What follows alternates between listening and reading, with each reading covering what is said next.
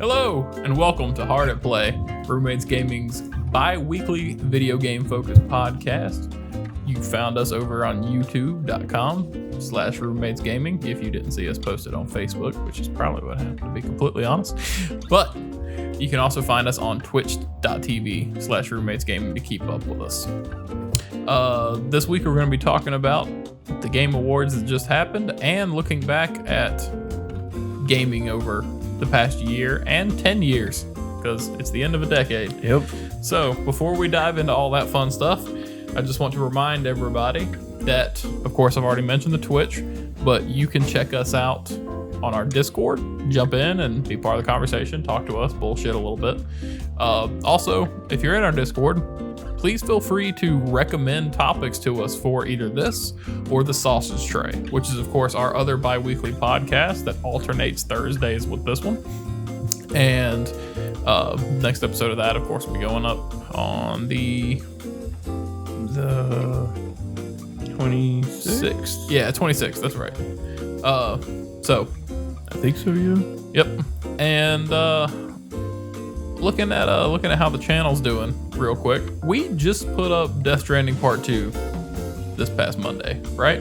Yeah. At the time this goes up. Yeah, Death Stranding 2 comes out. So, do you know what's coming up next Monday? Castle Crasher. Castle Crashers. Castle Crasher. Is that one video? Probably not. Yeah, we 'cause- played for like an hour or Well, so. it's Castle Crunch. And I gave a remarkably good pep talk and speech. I gave our halftime talk. and we did a thing. Yep. It's really good. Look forward to that. I enjoy It's a it. return of Justin to the the Yes. video game part of I our haven't, channel. I haven't been in a gaming video in weeks, so I came back for that months. one. I don't think you've been. It's in been like 2 months. yeah, since like maybe October might have been your last. Yeah, actually, I think you're right. Yeah, I think Spooktober might yeah, have I been think I your was last. in one Spooktober video. Yeah. And before that, it was Monster Hunter. So yeah, Mhm. I've been sparse lately. It took you a while to come back from the dead this time. Yeah, I know. They kill me off every little bit. I'm not like Kenny, where I just come back on a weekly basis. Yeah, he's got to regrow his whole body. It's gross. Yeah, it's a whole process. It's like a terrible Deadpool. Yeah, but you can check all those out over on youtube.com/roommates gaming. Look at our whole back catalog and see that fun stuff, and like, comment, share, and subscribe so you can see things every week. One last thing I would like to mention is that this is a podcast, and we do have audio versions available now. Yep. We were just doing the YouTube videos, but thankfully now we're able to publish out. And you can find us on Google Podcasts, Apple Podcasts, Pocket Cast, Pocket Radio, Spotify. Like You can find us everywhere now. Yeah, And like it's good. legit follow us Yeah, on you can Spotify. Yep. So if you want to listen to us on a long drive, or like let the sweet tones of Josh's bassy voice caress your ear while you're working out or rubbing one out, whatever works for you, you can do that. So without further ado, Let's get into them game let's jump into Game Awards. So that was gonna be where we jumped off, right? We were planning on talking about the Game Awards, or that's what I had on my little sheet. But after we recorded our predictions episode and made all those wonderfully accurate predictions, Sony, Some of us are right. Not me. we had it's 0, 1, and 2. We'll get to that. No, we won't. I don't even care. So you watch the Video Game Awards and listen to our podcast and then line them up. So I think the awards kind of they kind of shit us. Yeah. broke us. Yeah, man, It it was so much longer than I expected it to be. Yeah, like really, and just mostly uninteresting. So It was fairly unbalanced this year, and I think the pacing was weird. But anyway, after we recorded our prediction episode, Yep. Sony and Nintendo decided they wanted to jump in the ring and have news for everybody. Sony, of course, announced their last state of play for 2019, where they wanted to make some announcements about games specifically, and Nintendo had their indie presser, basically, Indies. Indie Direct. So they could announce some indie games. I'm not going to dive into the Nintendo Direct today because most of the indie games, great for those studios. We're proud of you guys. Good work. But there's a lot to talk about, so we're just going to shuffle past that. So to kick things off, guys, I'm going to go through what was announced at the State of Play for PlayStation this past last week on Tuesday. You may proceed. All right. So the first thing they started off with, Untitled Goose Game is coming to PlayStation. And it kind of went under the radar. That's coming to Xbox as well, and it's going directly to Game Pass. Yeah. So, Spellbook, didn't write any notes down for that one, so obviously it did not grab me. Dreams is coming at some point for $40. It's actually the joke about Death Stranding. It's been out the whole time. It's been out the whole time. We've been playing it. We've been playing Dreams. Well, I mean, actually, technically, if you got the early access for You can be Dreams, you playing- have been playing it for a long time. Superliminal, which is a first-person paradox puzzle game that they did not say is in VR. I don't know why, because it looks like it should be. It might be one of those things where it's both. Yeah, that's what I'm guessing. Paper Beast, which is a VR title about paper animals doing paper things. Origami. Everyone loves that. Danger Origami. It's interesting. That would have been a better title, honestly. Danger Origami. Yeah, we should make games. If Eric did make games, he would actually want to work for Square. And he would be involved in this project, which is probably his favorite from the Sony State of Play. Kingdom Hearts 3 Remind. DLC for Kingdom Hearts 3. I see it was a joke. Yeah, it was a joke. It was a long lead in, but it paid off. Yeah. Uh, Yeah, you got me. Yep. Next up, they announced Predator Hunting Ground. Well, they didn't announce it. They gave more information on Predator Hunting Grounds, which is an asymmetric multiplayer shooter based in the Predator universe. And that worked out very well for Evolve way back in the day. Babylon's Fall. It's a Dark Souls-esque action-adventure game from Square. Actually, That's the one. Yeah, That that's the game that you're. That's the one I thought you were going to mention. Yeah, that actually looks not bad. Like, I'm interested. But, you know, we always get surprised here and there. Project Resistance. So, this is something that wasn't an announcement. People knew about it. It's the multiplayer Resident Evil game that Capcom is putting out. And haven't really heard. It's been quiet since is it E3 when that was announced or something like that. Yeah. And I think they mentioned something one more time after that. yeah, they made a nice little odd but incredible bridge to connect that to the constant leaks that have been coming out for Resident Evil 3. Yep. And they kind of announced Resident Evil 3 as the single player mode Yeah. for Project Resistance, but in fact it's the other way around. Yeah. I like how it felt really cheeky because Yeah. they probably like, man, these people are leaking. Yep. People have leaked like the cover art, so people know what's Everything's coming. So we might as well be cheeky about it. Yeah. I actually got a lot of humor out of watching people react Yeah. to that reveal because they're like, "Oh wait, no, they're doubling down on it not being Being RE3." RE3? Yeah, I thought for sure the leaks were right, and then when they realized that's the RE3 trailer. Yep. So it was really good. Like I think they, Because for a split second, I thought they were doubling down. I'm like, oh, I guess. Wait, no, that's right. That's Resi. That's Resi. Yep. And That's their true Resident Evil, Yep. baby. that has come in April 3rd of 2020. So actually it's not that far away. Just the very beginning of Q2. And then closing out the State of Play, PlayStation showed Ghost of Tsushima. Yeah, they teased. They them. teased it and they said more at the Game Awards, which was pretty interesting, and way to go Sony for sticking that limb out there like that. And then at the Game Awards, we're not going to run down the winners or anything like that. I was considering it, but I mean, it's a lot to go through. Congratulations to Mads Mikkelsen and everybody else. We are not in an uproar because I know I would have been upset had Death Stranding won, even though I like that game. We did talk about it, but Nobody really needs to hear our opinions on the actual winners. Yeah. So The only thing that I have to say is that it was a surprise Sekiro won. Not that Sekiro is a bad game. Out of all of those lists, to hear them say Sekiro, It definitely felt like the underdog. yeah, it's so like that was going to be how okay, I closed out the TGA conversation, but there it is. Yeah, Sekiro was the winner for Game of the Year, and personally, I feel like they decided last minute they had to give that to something else. That's honestly how I feel about it. But anyway, at the Game Awards, there was a lot of stuff shown off. We're not going to go over all of it, but we're going to give you some headlines of stuff that caught our attention. Marvel Ultimate Alliance 3 DLC coming out. It seems pretty cool. It's got a lot of X-Men characters to it. Eric was really up on this one as Maneater. And his quote, "Crackdown, but for sharks."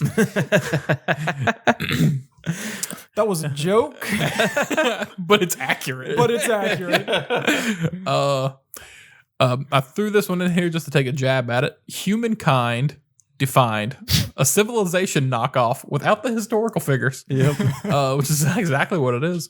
It was so weird. Like I was expecting something like that evolution game that just recently came out or is not outright where you like evolve like through the I thought it was gonna be like that, but it was also gonna like take place and like you could build a civilization and stuff like that. But it was like, no, this is just Civ, but not. And the lead up to it was weird. He's like, well, who do you play as in this game? Well, that's it. You play as you. It's a fully customizable avatar. I'm like, that's cool. Why do I want an avatar for an RTS? Like, it doesn't make sense to me. But so you can see yourself shaping the world, pantomiming negotiations with people. All right. I'll let it fly. And then we got built up just to be broken down.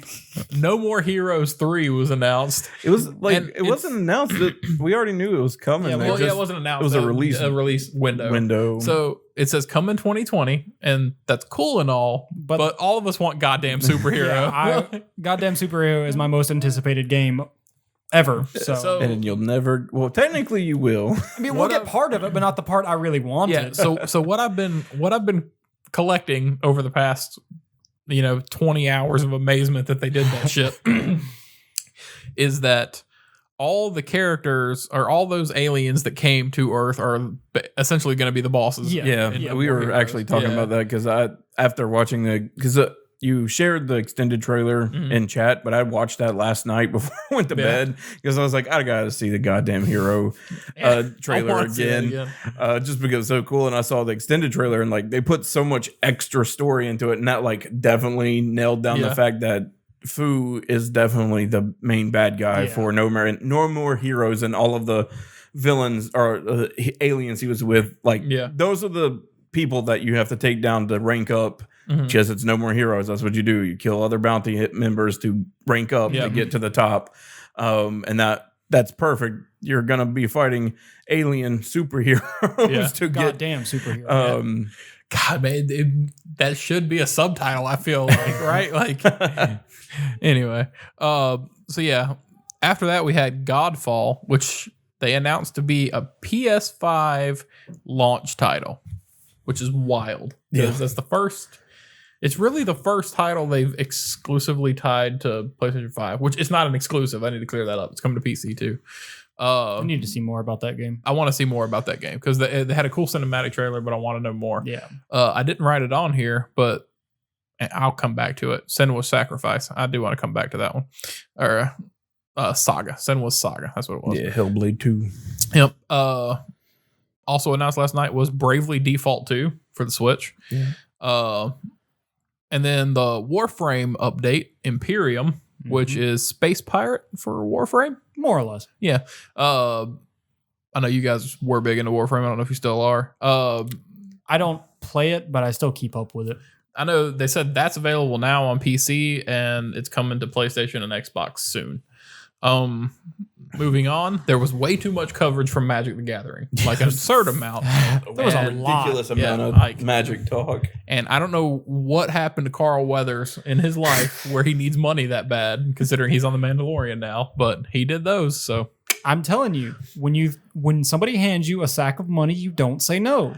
That depends on what they're asking you to do, but all right, yeah. It's Wizards of the Coast. They're giant. They're bigger than you think they are. I mean, I know they are. I don't know if Magic is owned by Wizards anymore. I think Magic might be. Its own. Yeah. But still, Magic the Gathering is the largest card game in the world. If someone like that handed me a sack of money, all right, Magic, I'll do whatever you want me to. I entirely understand how big they are. I just don't understand why there's no way they're going to ask me to do anything that's going to put my reputation in jeopardy. So he's a former 2A celebrity. Like, so it's just weird to call him up like that. But anyway, good for it. Sons of the Forest, which was weird horror shit. I guess that's what I wrote down. League of Legends single player games. 2 of those were announced. Yeah. Eric's actual favorite game of the show, Dungeons and Dragons Dark Alliance. Yeah. Weird West, which we all felt was kind of out of place. 9 to 5, the Fortnite killer. Fortnite killer. Yeah. Right after they won, like maybe ongoing or it'll be a Tarkov or whatever it's called killer. Yeah. No, it's not gonna do well. Then there was New World, which was that like fantasy horror-esque title from Amazon Games about everybody touching that one gemstone and turning the armies evil. Surgeon Simulator 2. The Wolf Among Us 2, which as we controversial title. It's very controversial, and I'm sure we'll talk about that at some point over the next couple of months as it gets closer, because it's not for it. Telltale was in that end card, like on the description, but it's not the Telltale staff that made the old game, and apparently none of them were aware that it was happening. So that's kind of been fun to read and review today.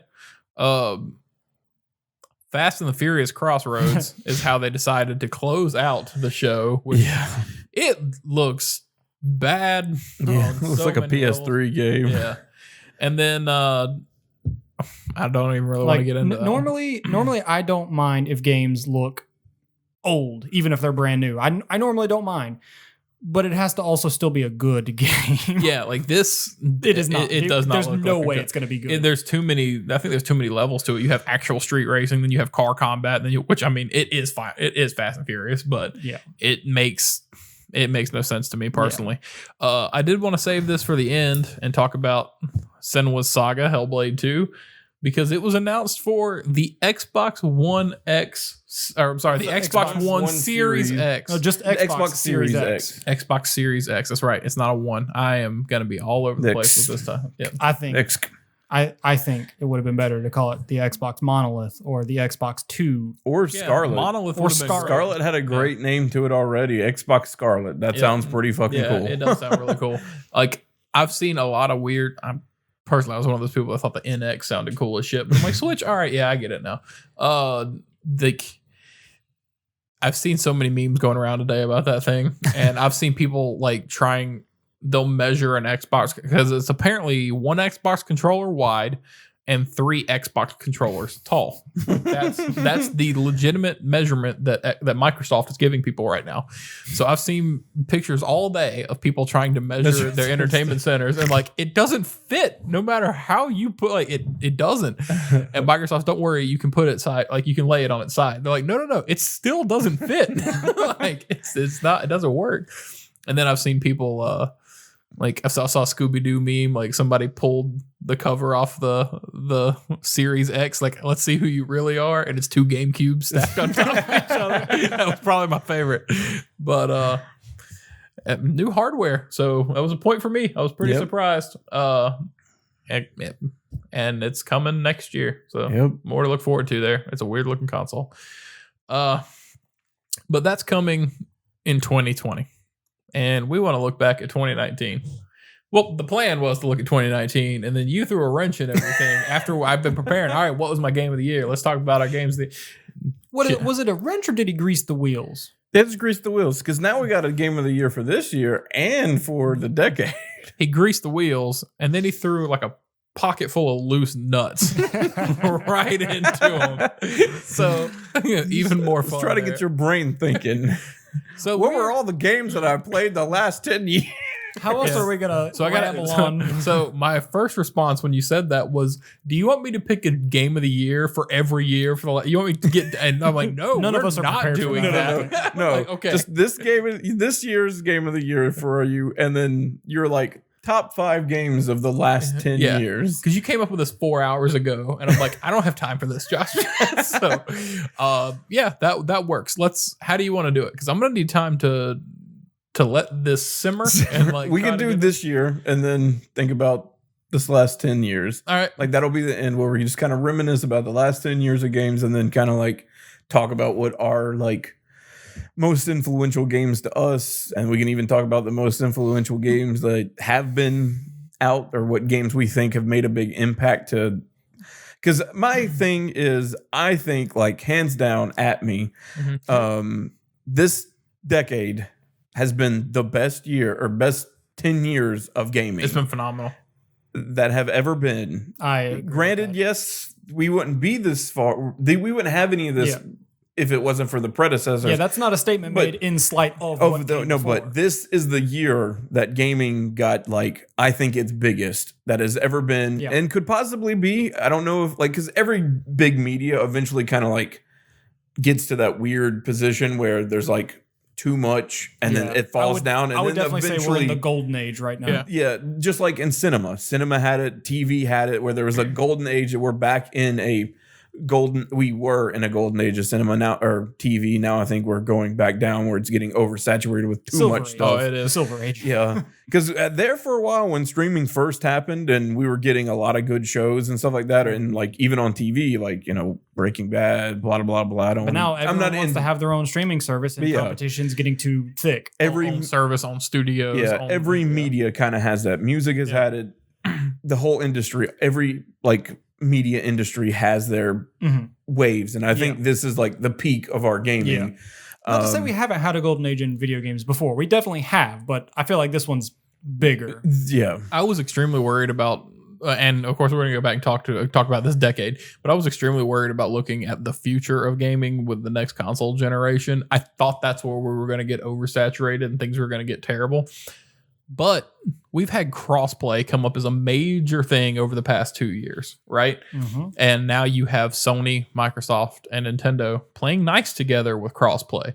So the commercial they just put out last week or the week before, focusing on Minecraft and the playing together, like the shared space with that. yeah.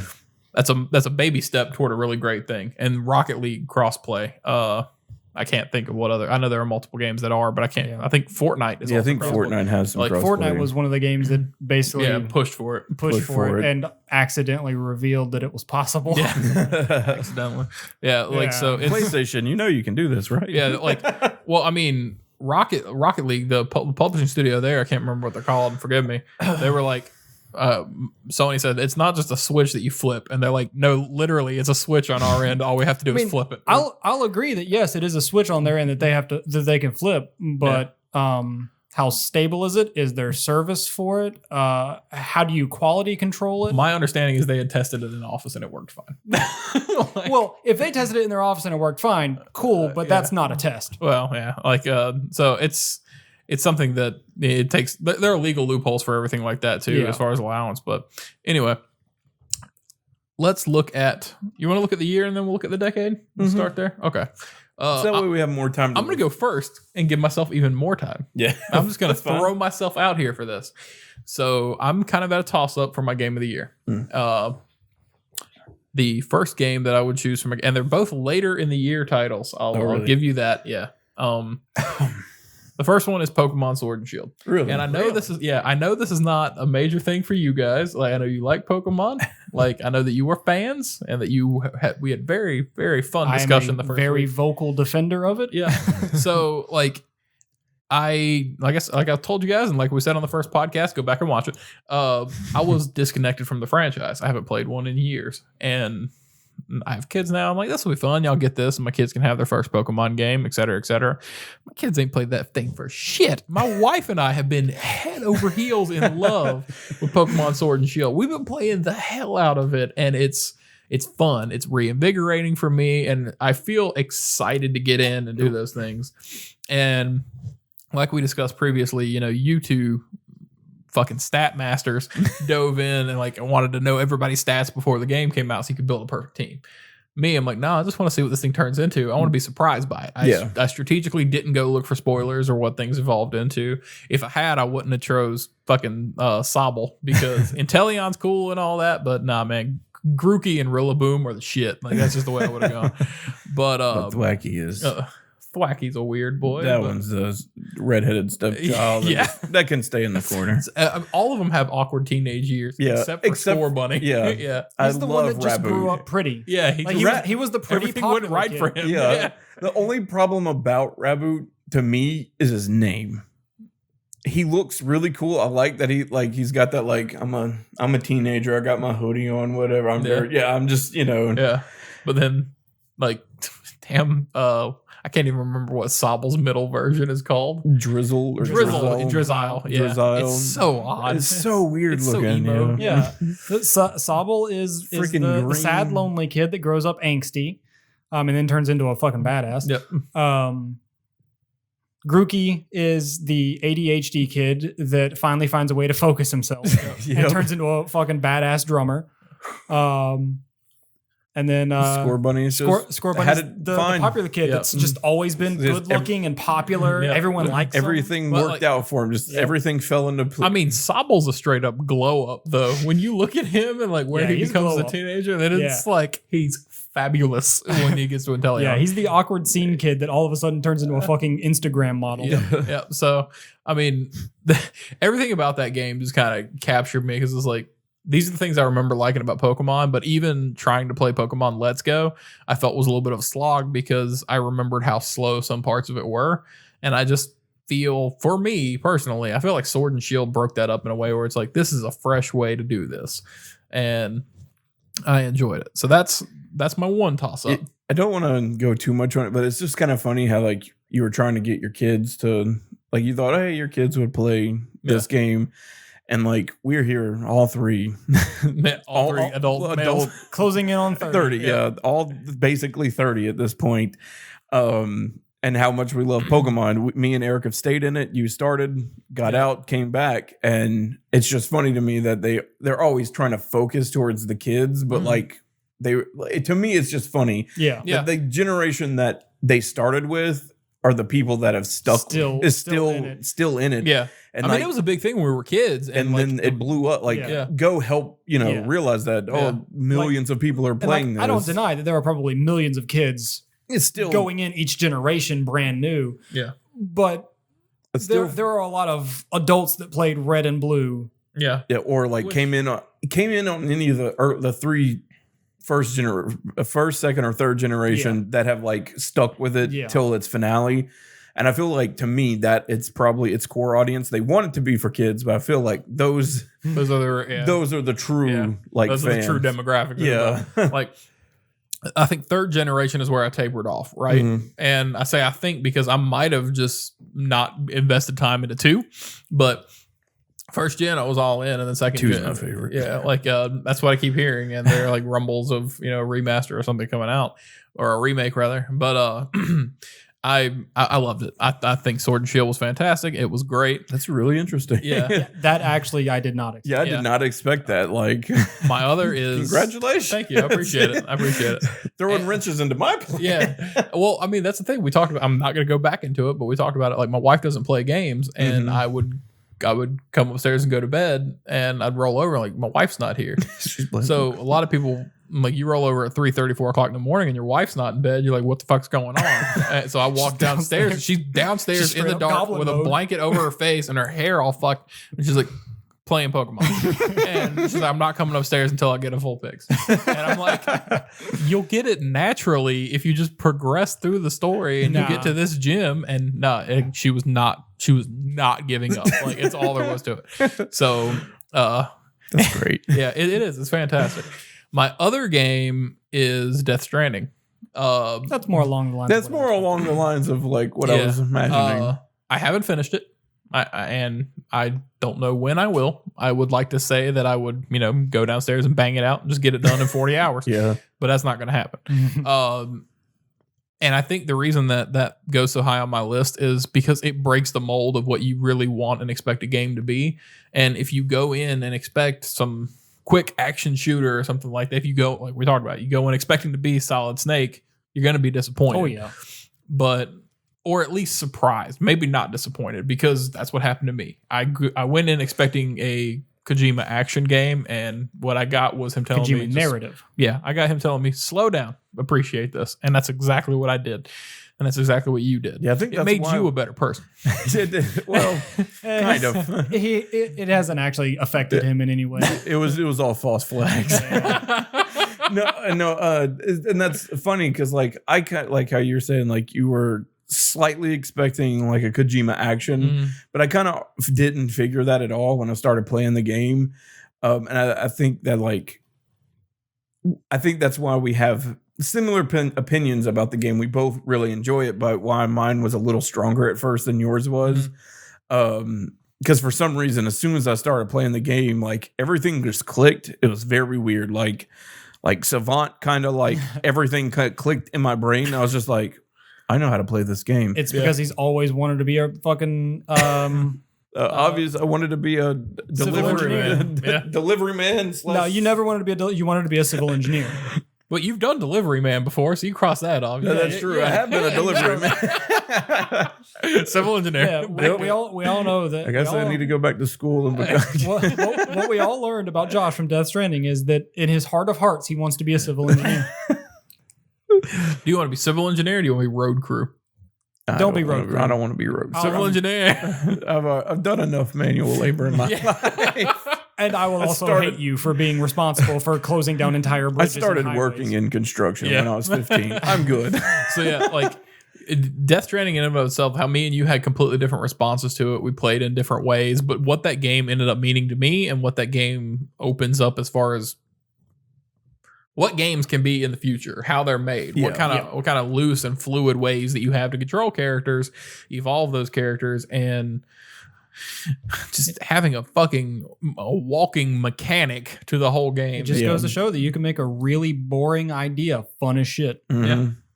I slightly resent that, but 100% appreciate it. So. Yeah, I like sometimes with like people like try to downplay it. Oh, it's just a walking simulator. I'm like, yeah, It's the funnest walking simulator you'll ever play. I don't know why you're saying that as a negative point. I would argue against it because I've played walking simulators, and some of them are some of the best games I've ever played. Like if you don't like What Remains of Edith Finch, fuck you. Like that game is incredible, and you sometimes just need to take a moment, slow down, appreciate the things, or appreciate a narrative story around you without narrative. You know what I mean? Appreciate those hidden things in the world that tell you shit.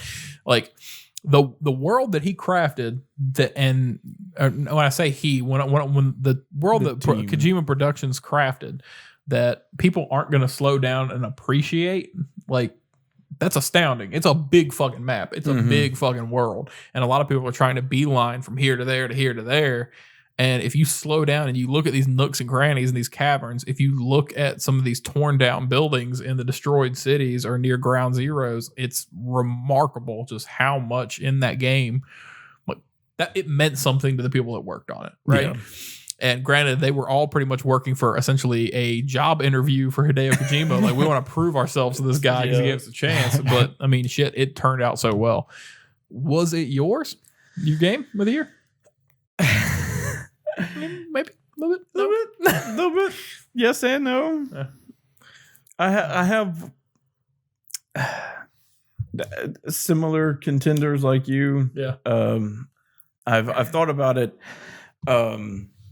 Like obviously when I first was into it and I like played it like nonstop, I was like hands down, game of the year. But reflecting when I was, we were talking about prompts and stuff for the new podcast and stuff, I took a little bit of time and tried to like think of the games that I played this year.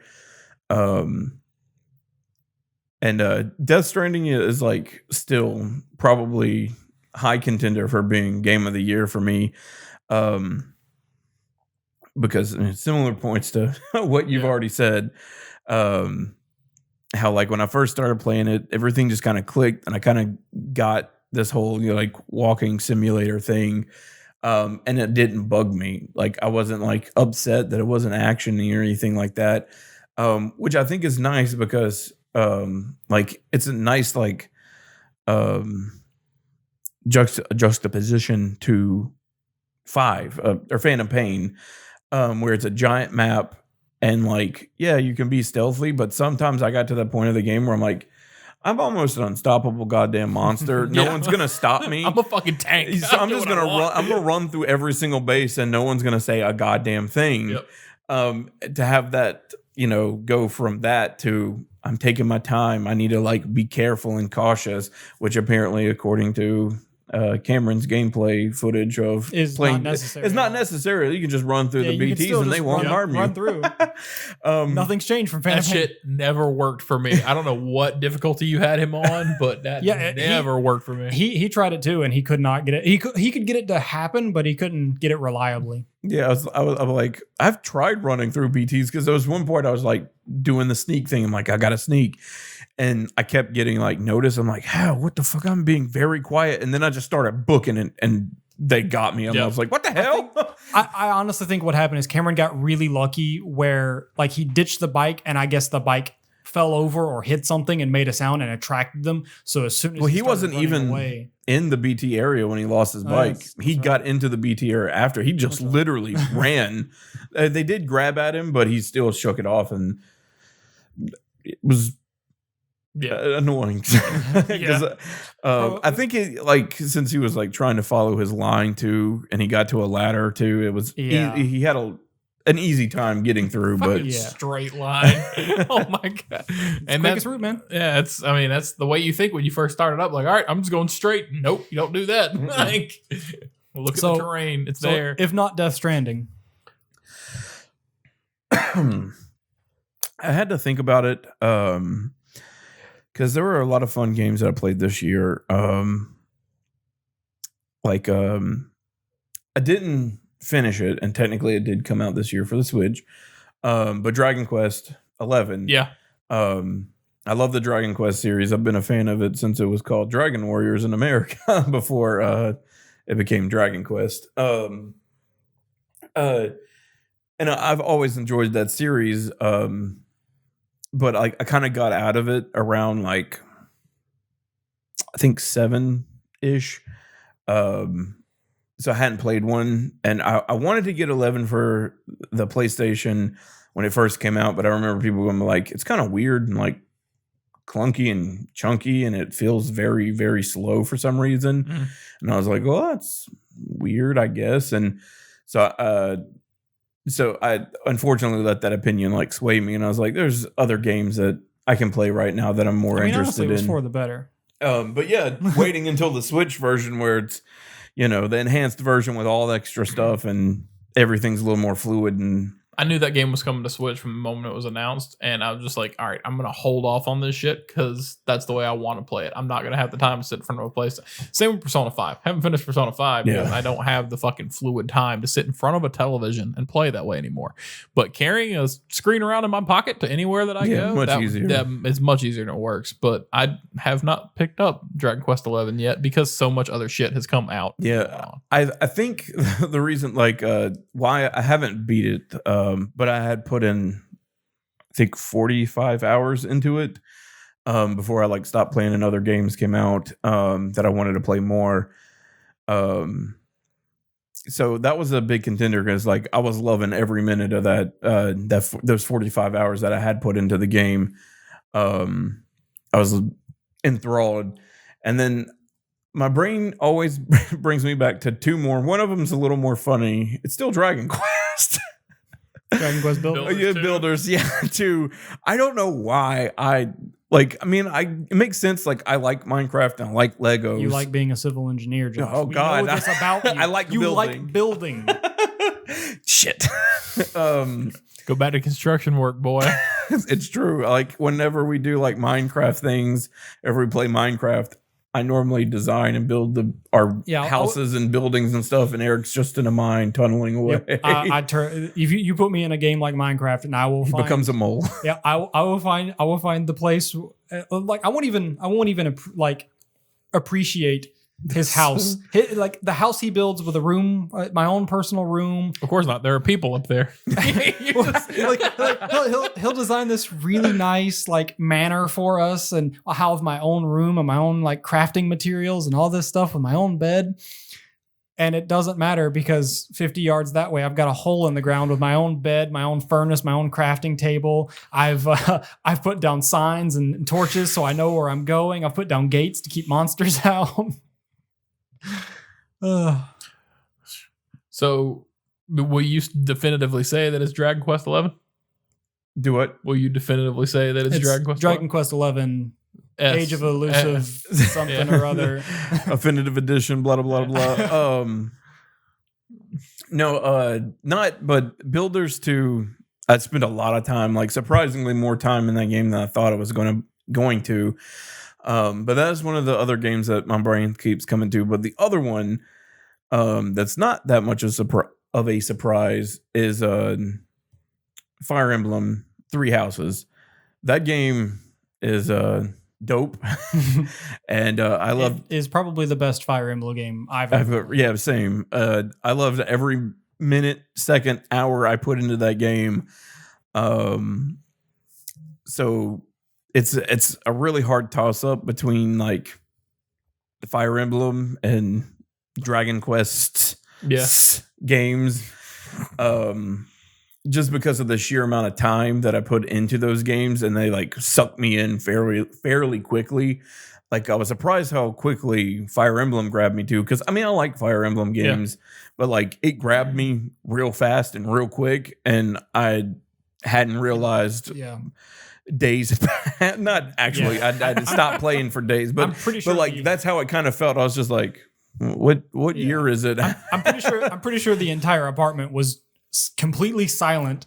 Yeah. Other than commentary on that game for a good week and a half. It's also funny too because we each played a different house. We started off with a different house. I was Golden Deer. He was Black Lions and Black Eagles. Black Eagles, and JT was. Did he get a Switch? Yeah, he got a Switch. Oh, he did. He bought a Switch specifically for that game. Oh wow. Yeah, he was he was watching me play a bunch, and he was just like, "This game's so fun, I really want to play it." And then he eventually looked up Switches, and he bought one and bought Fire Emblem, and he took to that game pretty quick too. Yeah. Like he beat it like faster. We beat it before we even got close to beating. Wow.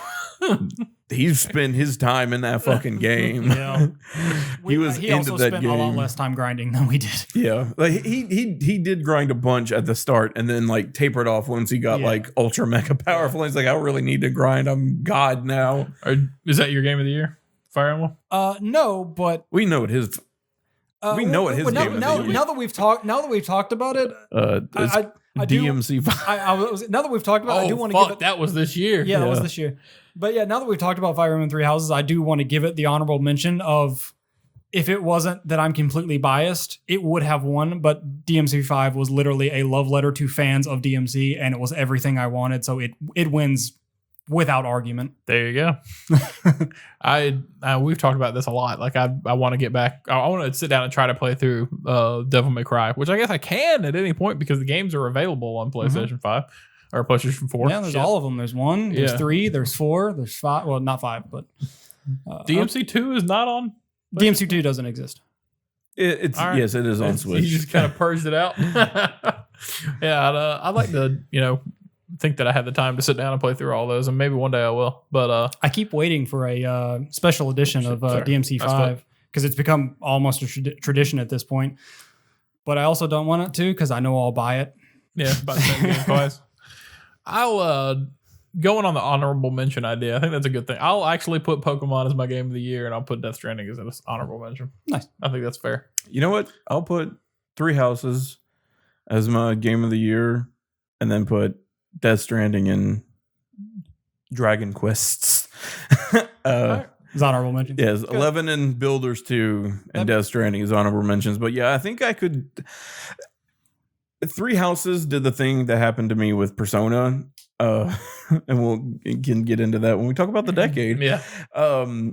But you were saying like how you don't have time for long games like that, and like you haven't finished Persona because they take a long time. And if you put a bunch of hours into it trying to like get everything right, if you're not just trying to blow through the game, they take hours. Hundreds of hours. Yes. Yep. The only reason why I haven't beat Persona 5 is because I just don't have the time. Yeah, like I lost when I first played Persona 5, the first, but you were discussing that, and I think that's one of the reasons why I never like got as far into 11 as I wanted to, is because I was like, I can't basically lose a month to this game. I gotta not do that. Yeah. That's unhealthy. Because I did that with Persona 5 twice. Yep. And I can't do that. That's bad. I got to like, ease off the brake, and I literally had just done that for Three Houses. I basically lost a month to Three Houses. I can't do this again. That's back to back. No, I'll just play it when I feel like I have the time. I'll put in like maybe a few hours before I go to bed, and that'll be as much as I put into it. And I did, and then eventually other games came out that I was like, well, this is easier to play, and I can pick like Borderlands 2 or Borderlands 3 or like Monster Hunter World Iceborne, and I'm like, well, these I can play with my friends, and we can play them in like shorter bursts, or we can play them over extended time over the weekend. Yeah. So I'll just let it go. But yeah, definitely game of the year, since I feel like I've put the most time into Fire Emblem Three Houses, and then honorable mentions for Death Stranding, since I love that game, and Dragon Quest 11 and Builders 2, because the Builders 2 was surprisingly enjoyable. I spent way more time in that game than I thought I did.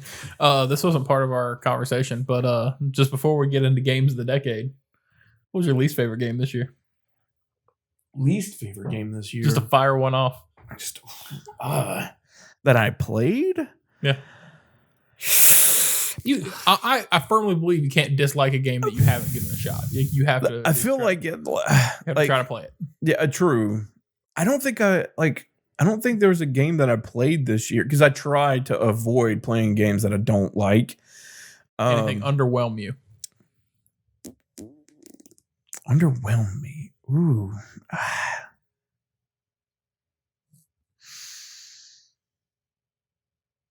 It's not fair to say Sekiro, because that was just me not being as good as I thought it was. That's a really good perspective, Josh. That's really good.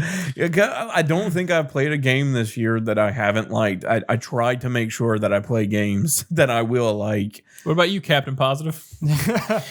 But yeah, I don't think there was a game that I didn't like this year that I can recall playing. I can't remember. Like, I feel like if I didn't like it, it would definitely stick in my brain, because hate is much stronger than love. I can't think of one that came out this year. Because Mass Effect 3 can go, or Mass Effect Andromeda can go eat a dick. That was not this I know, but I'm just saying that's just want to go on record. Yeah, disappointment and hate about a game for a year. Andromeda sucked dick, and I hope it burns in a fire. I'll go on record to say that was a pretty okay game. No, it wasn't okay. It was broken, and it crashed constantly for me. Shenmue 3. All right, now that we're moving on. Moving on. But yeah, I don't think, man, no game. That's good though. Like, and like I said, Sekiro, only because I feel disappointed in myself for not being good enough and getting good, or just going with meta. I mean, you shouldn't. Like, there's a lot going on. There's a lot of other games to play, and I don't see a problem in putting that pace on yourself and be like, all right, you know what? I don't have the time to dedicate to skill building in this, right?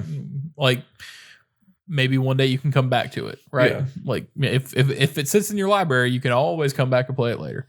But so looking past the last year and looking at the last 10 years, because we are closing at the end of a decade. We are the Roaring 20s again. Days away from the Roaring 20s, which is crazy to think about. Yep. So everyone get their 3-piece suits and flapper dresses. I got my zoot suit. I'm ready. Right. And all giggle water. So we're coming up on our 30th year of existence. Yep.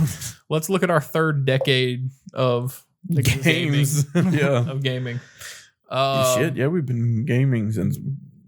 Yeah, I mean, we were single digits, bro. So like 4 or 5 years mid old. to late 90s. Yeah. I was 2 when my dad got a Super Nintendo for me and my brother. And he's like, you didn't speak English, but you would just babble off in Wes's ear. And he's like, all right, I know what you're saying. And that's how we played through games together. Nice. Yep. But it's the good life. But so the past 10 years, who wants to start? I think it was just a small free format / just a talk about this last 10 years in gaming. Like my point, like I said earlier, like how I feel like this is probably the best decade of gaming that has been since the creation of video games in the 80s. Do you think that's entirely because of our current console generation, or? I think it's because it's gaming has become more acceptable. I think that like it's opened up a lot more gates for like other people to come in. More creative people have been like trying to make games these last 10 years, and a lot of even AAA games have been trying to put their best foot forward to make some of these big games, and even something small like Minecraft to become how big it is today. Like technically yes and no. Minecraft came out this decade. Official release came out 2011. Yeah, it was an early build. Or something But yeah, there were early builds and stuff that were like in 2009 and stuff. But officially, Minecraft was released in 2011. But something to start from that small, like just one man created Minecraft to become gigantic, big enough for Microsoft to buy for what $1 billion or something like that. It was something.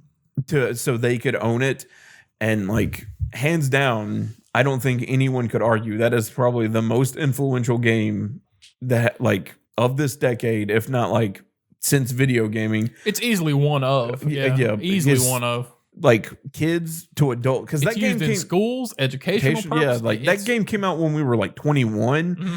So you would think that wouldn't be something we were into, but I remember like going, "No, Minecraft looks all right," and I tried it. I'm like, "Well, this is pretty damn fun." For the longest time, I did not care about Minecraft. I thought it was a really dumb, boring idea for a game, and then it came to consoles, and I went, "Well, no, it's accessible, so I'll try it out." See, I knew it was on tablets and phones and computers and shit, but it wasn't until my kids started playing video games. Really, they got to that age where I set up a console specifically for them to play on. And I'm like, they're like, "Can we play Minecraft? Can we play Minecraft?" I'm like, "I don't know shit about it." So I got it, and I dove in. I'm like, "I want to see what this is before I say okay," right? And because I like to do that with pretty much anything I let my young and impressionable children play. I want to know what they're playing before they play it. Yeah. Which it would be nice if every parent did that. Yeah, make the right fucking choice for your kids, folks.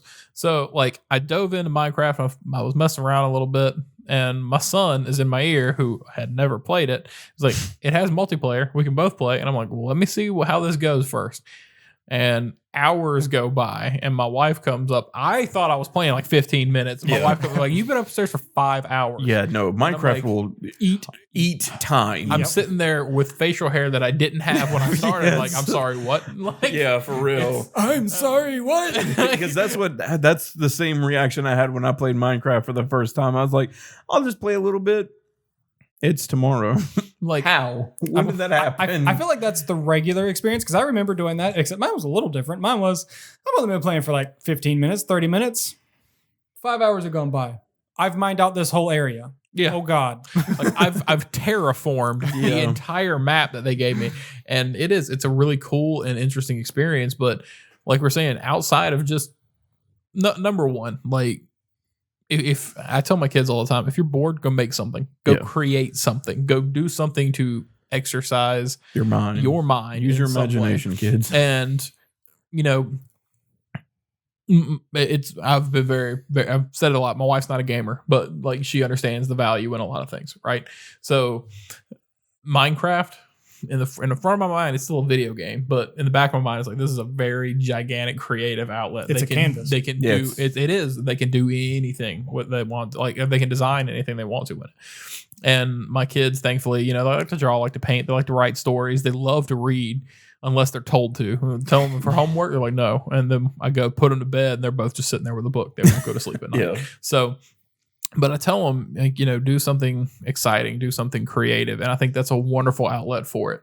Now, the fact that game is used in schools, it is used in therapy. That's the sign that you made something that is important. Yeah. Not just to video games as a whole, but to society as a whole. And you're right. Video games are more accepted now than they were when we were kids. They're getting more accessible too, with like the Xbox or Microsoft's like disability control. They're like, it's really unfair though. Like, I like that point, and I'll let you go to it. But it's really unfair to me that people still look at Minecraft and are like, this is just a video game. You're rotting your brain.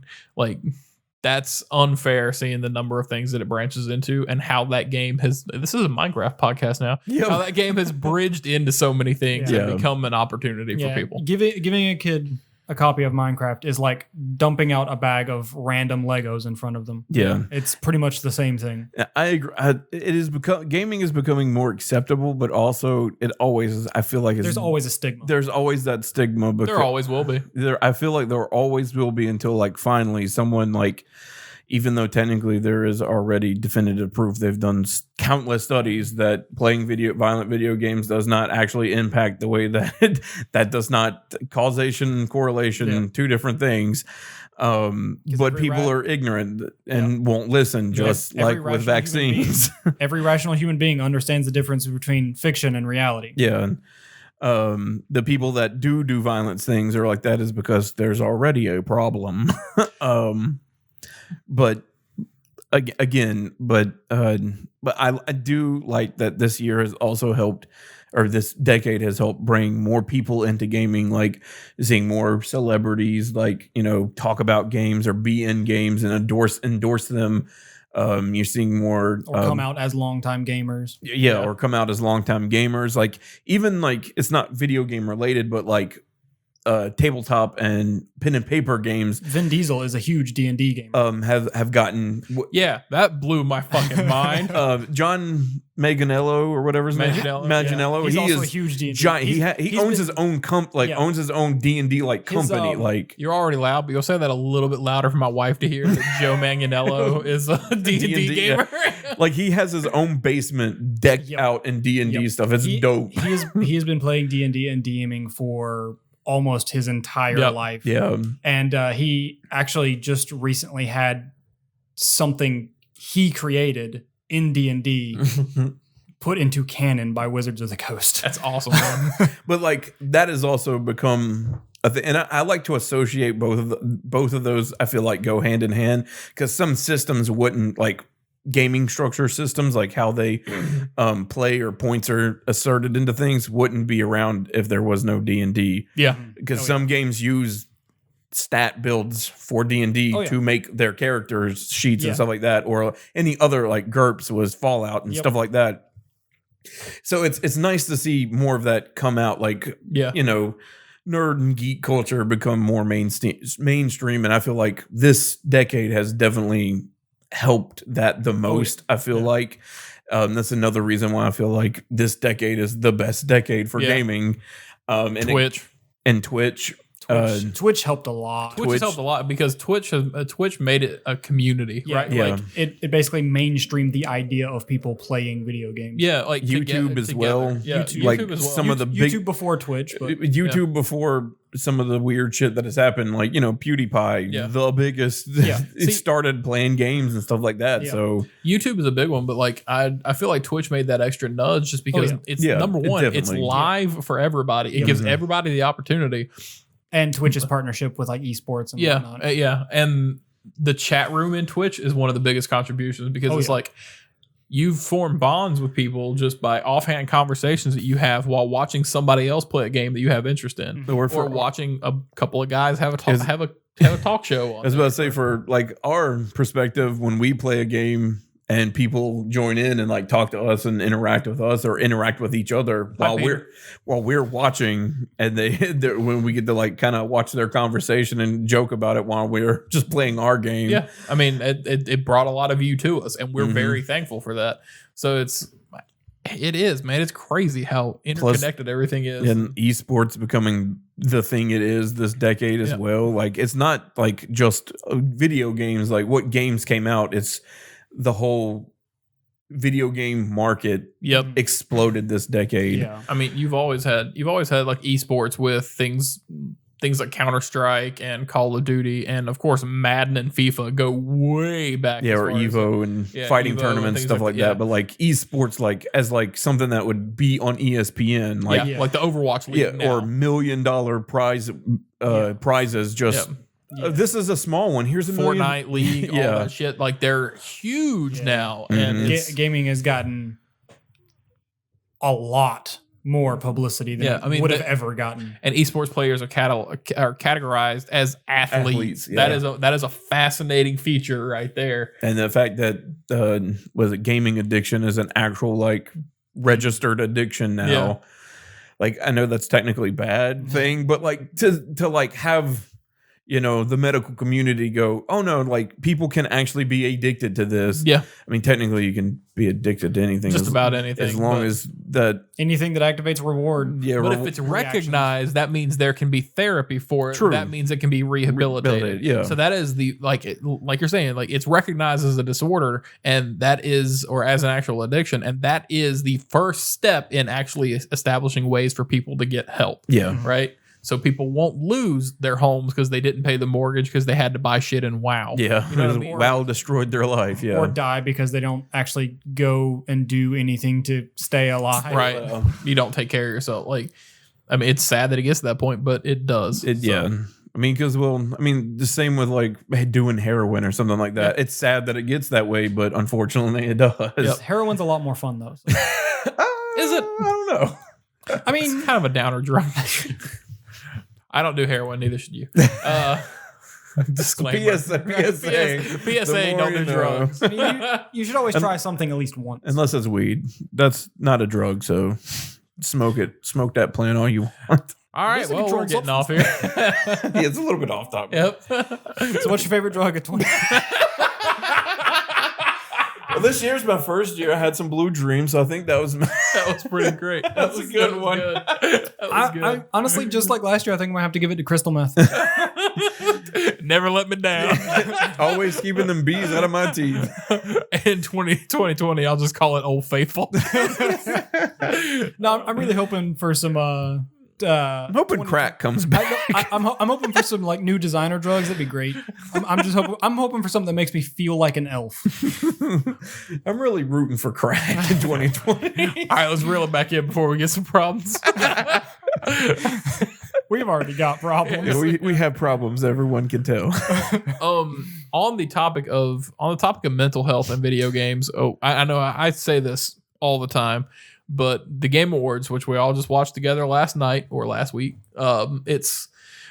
there's a category in the Game Awards called Games for Impact, right? Yeah. That is my favorite category, and it's something that I absolutely adore the fact that it exists, right? Because if you look at the nominees there, which I'm trying to remember what they were now that I've opened my fucking mouth. There was Sea of Solitude, which is a game about depression, and I know I mentioned it before because all the monsters in the game are reflections of your main character that she projects onto things. There's Life is Strange. Kind words. Yeah, Kind Words.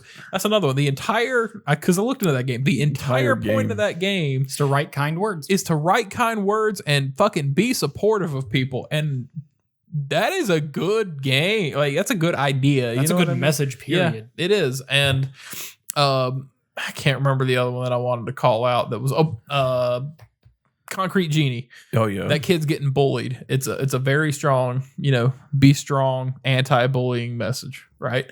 And make something beautiful out of a dark world. All of those I think are fantastic, and again, those get buried in all these kids are playing Call of Duty and Battlefield, shooting each other. Like, no, there are beautiful things that are trying to come out of the game world. Millions of games that come out. And this decade has allowed those to blossom in ways that we haven't seen before, and I hope only get better from here. Yeah. So, but Soapbox. Soapbox. Get off that soapbox, Justin. So back into your sandbox. Now that we've enjoyed this, back in the sandbox with now, those. Now that we've enjoyed this detour, would anyone like to talk about their favorite games of the decade? Yeah, sure. I think Justin needs his time. So if you want to, me and you. Yeah. No, I'll go ahead. Oh, you ready? I'll jump in real quick. All right, you're ready. What are some of your? I'll jump in real quick, and I will go with two games that mean a hell of a lot to me from this decade. Actually, three. I'll go with three games that mean a lot to me because I've already got three of them on hand. The first one is The Last of Us, which I know you haven't finished. Yeah. I don't think you've played. Nope. I played the demo and I was good. The game is incredible, like the entire world of the game and the things that, much like Dark Souls and shit like that, it doesn't give you. You have to want it and go look for it. But they'll put you on a street in it's a linear game. For those who haven't played it, which everybody should, in my opinion, it's a linear game. So it'll put you on a street and you know that you need to get from here to there, right? but there are side streets and there are open buildings that you can go walk through, and you don't have to. You can go through and just pick up the actual tools that you need to build things or upgrade your weapons, upgrade like your abilities, things like that. But then you'll find notes and comic books, and you'll see posters on the wall, and you'll walk into a bedroom and you'll see how the blankets are pulled off the bed in a certain direction, and like a drawer will be pulled out but not all the way, and things will be missing from inside the drawer. Just from looking at it, you can tell that they built a world room by room and step by step, showing what people did to try to leave that environment when it broke out. And that's the whole game. It's not just flown off in one town. It's the Fallout strategy of building a game world. Yeah. Instead of sitting there and expositing to you how things happen, they just left clues. But then they do. Like, Yeah. then they do give you exposition on it, because when you pick up these things, the main character Joel will read it, and he's hardened. He's had a lot of bad things happen to him, so he shut himself off, and it's only about survival at this point. And this hardened old man who really bad things happen to him. Spoilers if you haven't played it yet. His daughter dies at the very beginning of the fucking game, and This game's it's second one's about to come out. So it's 7 years old. You should know at this point.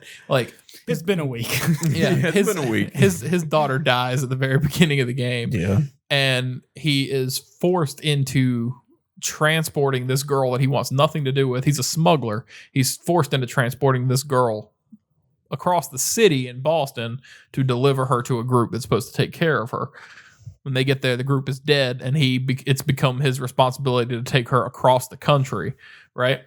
And it's in the middle of this giant outbreak. Civilization has fallen. Things have already gone to shit. People live in pods, but humans are more dangerous than anything else in the world. So, As normal. he doesn't. This girl's about the same age as his daughter, and that's on purpose. He doesn't want her around. He doesn't want to take care of a child or grow attached to anybody. But then he kind of has to, because this girl who's only been raised in these quarantine zones, she has questions about the world outside. She'll see things, and Joel sees a family that tried to escape, and she gets worried about them and wondering how far they made it or what the next step was, because she's still naive in so many ways. And the way those two actors play off of each other are absolutely incredible. And not to mention, the gameplay is frustrating at a lot of times. Like, it really is. I'm not gonna say it's not. It's really fun and I enjoy it, but it's always one of those. I've got to figure out my way in this situation, right? But the story, the acting, the world building, all of it's just top class. It's so well done. I cannot wait for The Last of Us 2 next year, because that's going to define my next decade of playing. The next game for me was Oxenfree. Yep. You have said that name so many times. Yep. Yeah, on your soapbox and like fucking Get this back over here. Back on the soapbox. Yep. So Oxenfree is a very simple but wonderful game. It came out a couple of years ago. There's no combat. It's just conversation and walking around, like a couple of puzzles to figure out. But it's slowed down a lot. But you get this feeling that, all right, I am this person. Like, I am answering, because your responses to everybody's questions in your group, these kids on an island together, and some spooky shit happens. Your questions or your responses to everybody else on the group leads to your relationship changing with everybody else in the group, which eventually leads to which one of them lives, dies, comes back from the dead, or is erased from existence completely, like they were never there. And yeah, because you're stuck in a time loop. When you beat the game, it restarts, and then you beat it again and it restarts until you figure out. And you can't, it's impossible to do on the first try. You have to go through multiple times until you figure out what series of events you can line up to get everybody out alive and break the cycle. Which, funny enough, you don't have to get everybody out alive to break the cycle. That's just if you want to do it, right? So it's fascinating in the way it plays and the way the game messes with you, because on your second playthrough, they'll put things in places that weren't there on the first try.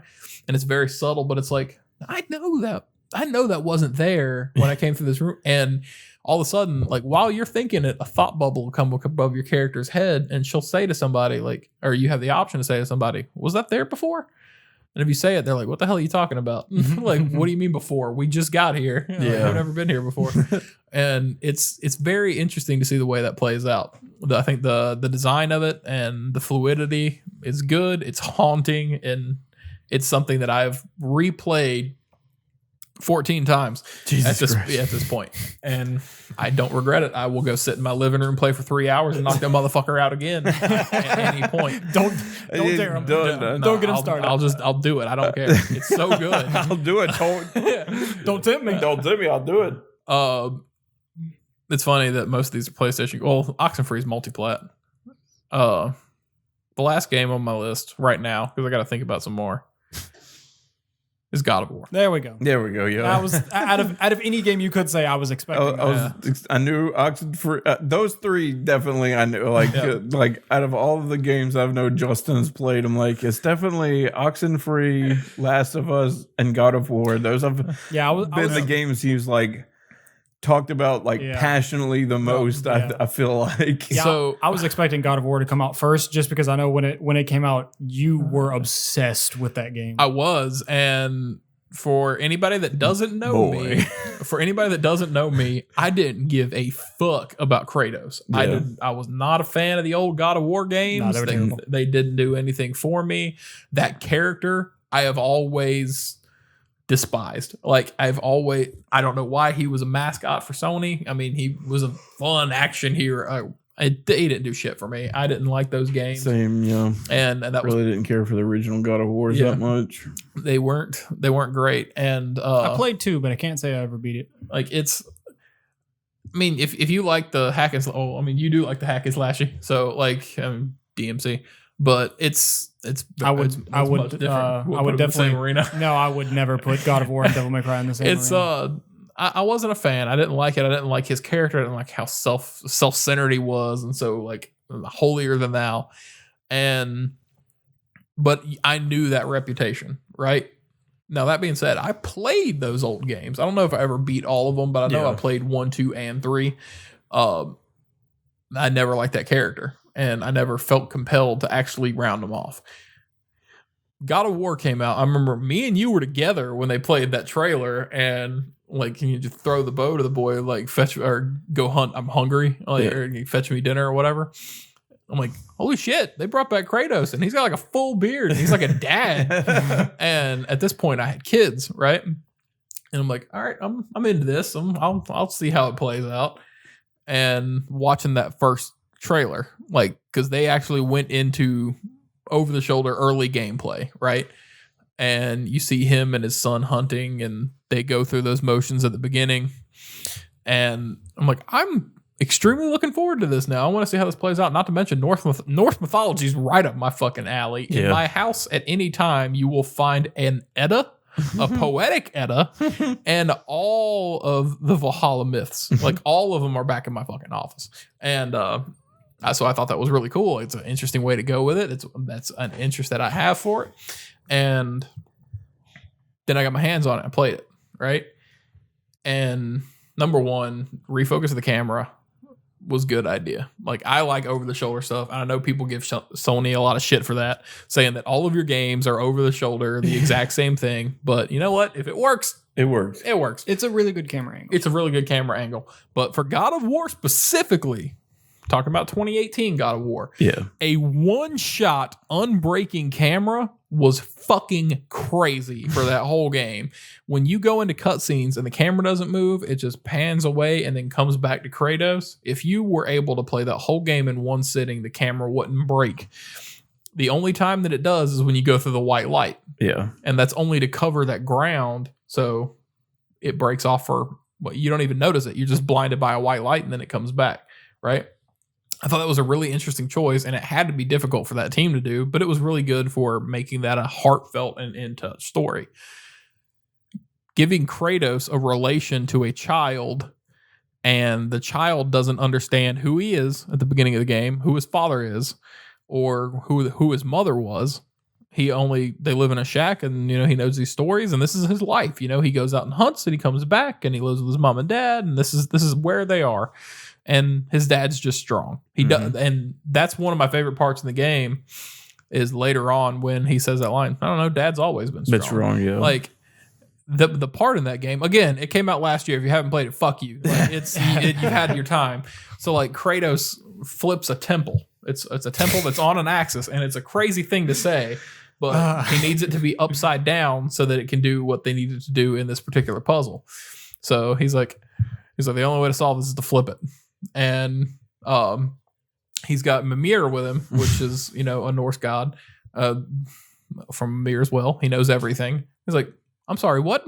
And he's like, we need to flip it. You can't just do that. And he's like, Kratos manhandles his temple and flips it over on its axis and gets it to spin.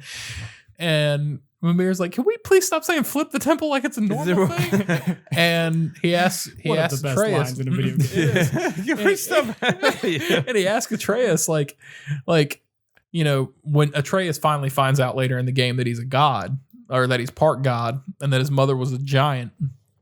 And he's like, how does it feel, having the god of war over here as your father, like having an actual demigod as a father? And are you surprised by how strong he is? He's like, I don't know. Dad's always been strong. Like the fact that a kid, like a 12-year-old kid, is not freaked out by the fact that his father just picked up a centuries-old stone building and turned it over like it was nothing. That says a lot, because that's just the world he grew up in.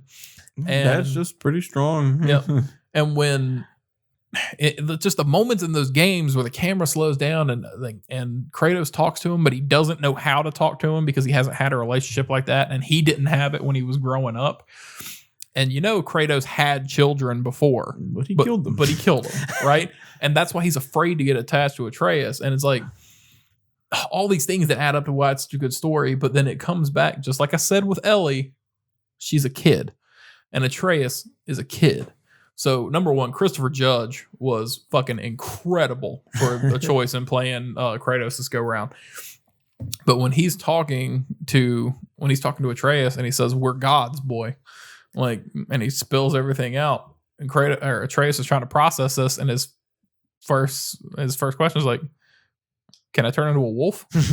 and Kratos is like, "I'm sorry, what?" He's like, "A wolf. Can I? If I'm a god, do I have powers? Like, can I transform into things?" Like, he's a kid who just got told, you got the world on a string here, and he's like, "What can I do with it?" Yeah. He's like, it opens up all these possibilities, and then of course he goes on his insane power hungry streak, which is also fun. But that game means a lot to me because I was a father, and I'm always trying to find ways to communicate with my kids.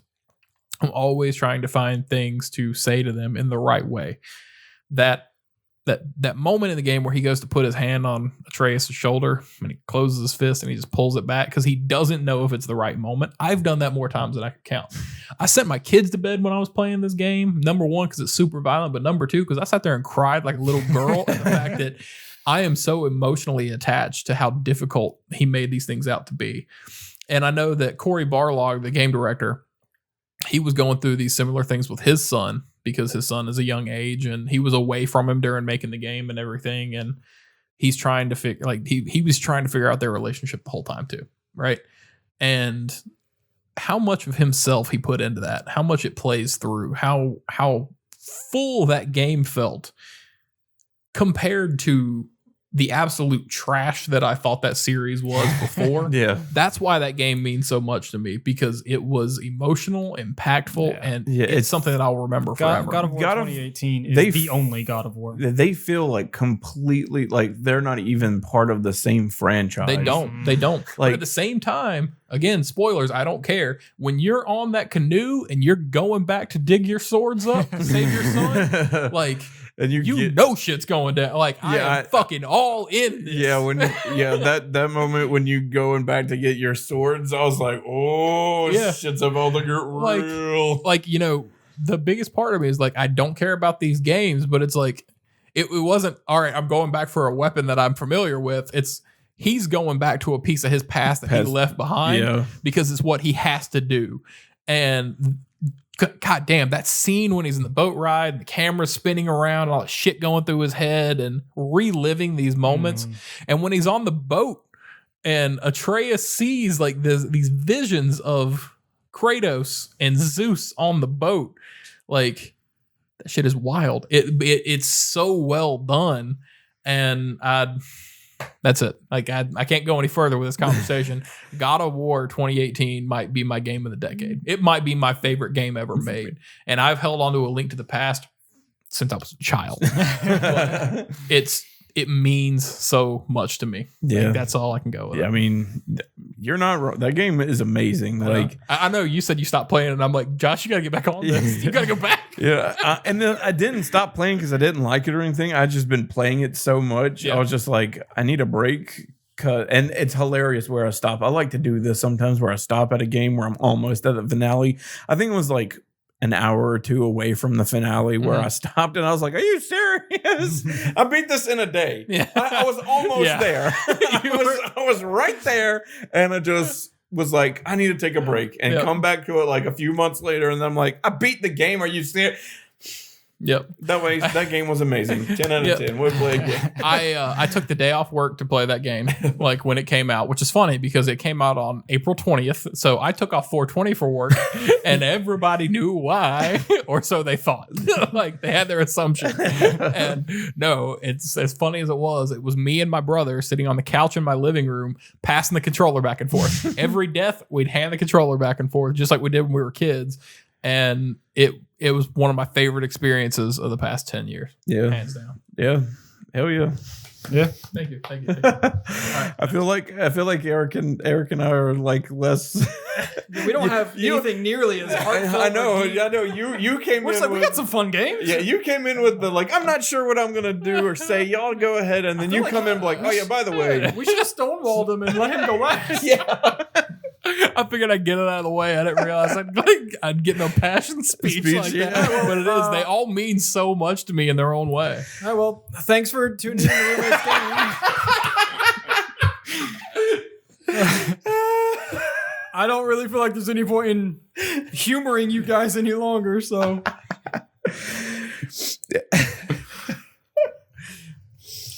I'll get a little Josh. So I had like thought about like a couple of games that I wanted to like not to go too in depth in. I don't want to go too much, but I want to like mention a few of them. At first I thought I had a definitive like 1, 2, 3, 4, 5, which like this is definitely number 1, but I think it's a little more fluid now. But one of my favorite games of this decade has got to be, I mean, I defend it every time anybody mentions the word Fallout. I have to say New Vegas or else I die. New Vegas came out in 2010. Did you fact check it just to be sure? No, I know for a fact it came out in October of 2010. I was like, was that? It's funny because I bought the collector's edition of that game and I made Eric go pick it up for me. Because I wasn't in town. That's when I was living in another city that he was living in. And I was like, could you go pick this up for me? I'll be in town in a little bit. I would. Why is it here? Why isn't it there? My Xbox is here, not there. So could you pick it up? By the time I think I'll be in town, they'll be closed, and I want this game. So it's got a funny story to it. But yeah, he went and picked it up for me. I think I like bought him dinner for doing that for me. But I came as soon. Like, I'll come pick it up. We'll go eat dinner.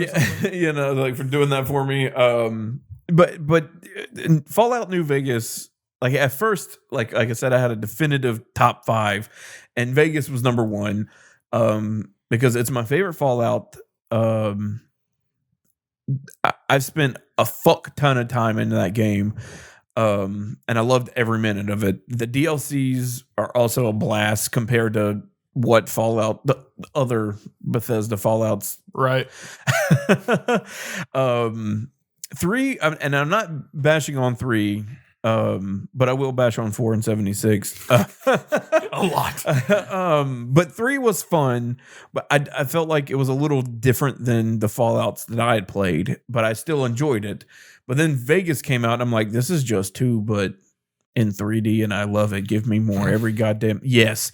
Just because like they added more things, like you could choose more than just a shootout and like maybe one question to like put to get out of a situation. There was a lot more like running around and doing the things that older Fallout games allowed you to do. Like in the first one, you could literally defeat the boss by just talking him down and be like, all right, I win, cool. Yep. And the fact that you could do similar things like that in New Vegas really like made me excited, because I like playing those types of characters where I don't always go more with, killy or stealthy. I'm like, I'm going to put charisma at 10 and intelligence at 10, and no one's going to tell me no. I'm going to get everything that I want because no one can say otherwise. And then I'll be kind of good at guns after that. Except for those moments where I know that I get a really good piece of loot if I can convince them, but I don't have the stat for it because they can't be convinced by a smart person or a charisma person. They have to be convinced by a fellow soldier who has a high strength stat. Go fuck yourself. That's when you shoot them in the face. No, but yeah, at first I was like, Fallout New Vegas, hands down, number 1. But like, when you were talking about your favorite games and stuff, I don't think I could put any. I'm glad I expired you. I don't think I could put any of them as like number 1, like right now, except maybe Persona 5, because of time and like what like I felt towards that game. And like, it may seem sad, but I legit lost a month to that game. Like, if you were to say I was addicted to a game, it would have been Persona 5. He only stopped for bathroom breaks and when it was absolutely necessary that he got food. Yeah, like migraine, I need to eat something. Because I just rented it. Because I wasn't sure if I was going to want to play it or like it. Because I knew about Persona before then, but I never really played that into it. I'd like known about it, seen it, but I never actually thought it was always a cool concept, but never had dove into it. So I was like, I'm not sure if I'll actually like the game, so I'm going to rent it. And I rented it with Gamefly. Like I did a free trial, and you can rent it for like a whole, if you want, you can rent it for the whole month. Yeah. Or you can keep it as long as you want until you're done. So I was like, well, I'm going to basically keep this copy of Persona 5 until my trial runs out and send it back then, right before my trial runs out, and cancel my subscription. And that's exactly what I did. That whole month, I was just Persona 5. And like that game ate a lot of time, and like I felt I don't feel like I necessarily wasted a month because I had so much fun. And it was weird how like connected to the world I got. Not because like there was like, oh, like Kratos and Atreus, their relationship. Like I love God of War for that. I love the camera when like it zooms in on them really, like, or on Kratos, and it like, I love those cinematic emotional moments. But like Persona 5 never had any of that. I liked it because it like connected me to the characters, because Joker is kind of a blank canvas. Yep. So you can put yourself into him much easier. So like when I was like hanging out with these friends that he has, I was like, oh yeah, let's go hang out with Ryuji today. So it like felt like I was hanging out with Ryuji that day. And I just kind of got absorbed into that. Like I really liked doing the day-to-day like school stuff and talking to your friends. He spent a whole month abandoning his real life friends so that he could pretend to be a foreign exchange student. Yep. Basically, yeah. I ignore your real life friends for a month to hang out with virtual reality friends. It's so good though. It's so good. And like, and it's not just that, the combat is really fucking fun too. And because it's got Pokemon mechanics, your boy had to like be obsessed about what personas he had on his team and what stats they had, or like, what best moves and buffs and debuffs they had. But Persona 5 probably is my game of the decade. If I had to say something, like definitively it is. Even though I love New Vegas to death, it is still up there. Like it's like 1.5. Yeah. Because I played the shit out of New Vegas. I know just 3 standard playthroughs, and then many like every now and then I'll start a new character and play like halfway through and be like, oh, that was enough Fallout New Vegas for me. Just enough to wet my whistle. I want to play New Vegas. All right, well, I'll make a character and, play half the game. Yeah. Kind of thing. Like, oh, that was enough Vegas. I'm good. Yeah. But yeah, Persona, like, may not has been like emotionally, but like it definitely like meant a lot to me. And the first time I played it, I put about a little over 100 hours into it. And then obviously, and I didn't beat it, unfortunately. But I was on the last palace. But then I eventually bought it for real. And lost another month. Yeah. And put even more time into the game and finally beat the game. And I knew what was coming because I tried my best to do like the true ending so I could beat the final boss and everything. And have everything end all hunky dory. So I was doing my hardest to like make sure everything was right. And that like a total in that game, like definitely, I think it was right at 300. Like after everything's said and done. And granted, I've put in over 300 hours into Monster Hunter Reborn or Monster Hunter Reborn. Hang on a second. Iceborne. Monster Hunter World. I've put in Iceborne combined. I've put in like 300 hours, but that game's really easy to lose time into. But a lot of that has been just standing around, like waiting for like me and Eric or JT to decide what monster we want to hunt. We've been playing this for like 5 hours. You guys want to get some dinner? I want to go make food and like, and then we'll just leave it on and eat and watch TV or something like that. While we're sitting there discussing what we want to go eat, we're just sitting in the lobby. Yeah, so a lot of that time is just fluff time. Yeah. But Persona, no, that's 300 hours of straight gameplay in total. That's a hard 300 hours. So I think time-wise, definitely. And I know when Persona 5 Royal comes out, your boy definitely buying it again. Yep.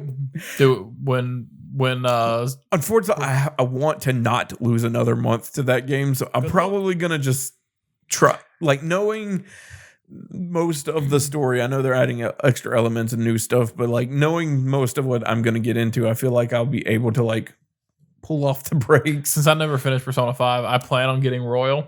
I bought Persona 5 like for me and my brothers to trade off, and like one of us could play it, and I never got a chance to finish it. So I'll be buying Persona 5 Royal.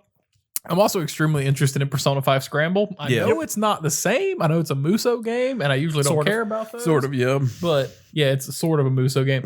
Man, it looks interesting, and to have just to have those people in my pocket on the Switch, I'm here for it. Yep. But to like round off the rest of my list, I don't want to get too much into it, except for Borderlands 2. Okay. Because played the absolute. I have a lot of fond memories of playing that with friends and stuff like that at the same house. And our first playthrough with Axton and Maya, our second playthrough with Axton and Maya, the time we started that third game with Axton and Maya. But like you're playing all the different characters. I like to start new characters, and I would play with like, I think I've played Borderlands 2 with most everyone I know at this point. You brought me into it. Yeah, I wanted you to play it. Borderlands 2 is dope as fuck. I love the best Borderlands. I love the story. It has one of the, in my opinion, one of the best villains that a game has ever had. He's a very good villain. Just because he's not like all evil, fist mustache twirly. He has a purpose, and like you can kind of see like where he's coming from. He's very like it's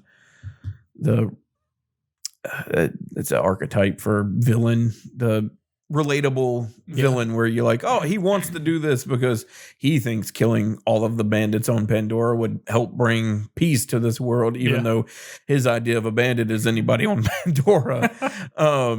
His idea of a bandit is anyone who tries to stop him. But Borderlands 2, playing that game a fuck ton. I bought that Handsome collection, played through it again with Eric and JT, and then for the channel we played it a little bit too. And And the Borderlands series will always have a little special spot in my heart because of 2. Like 1 was fun and it got me into it, but 2 cemented my love, and the DLCs helped that, immensely too.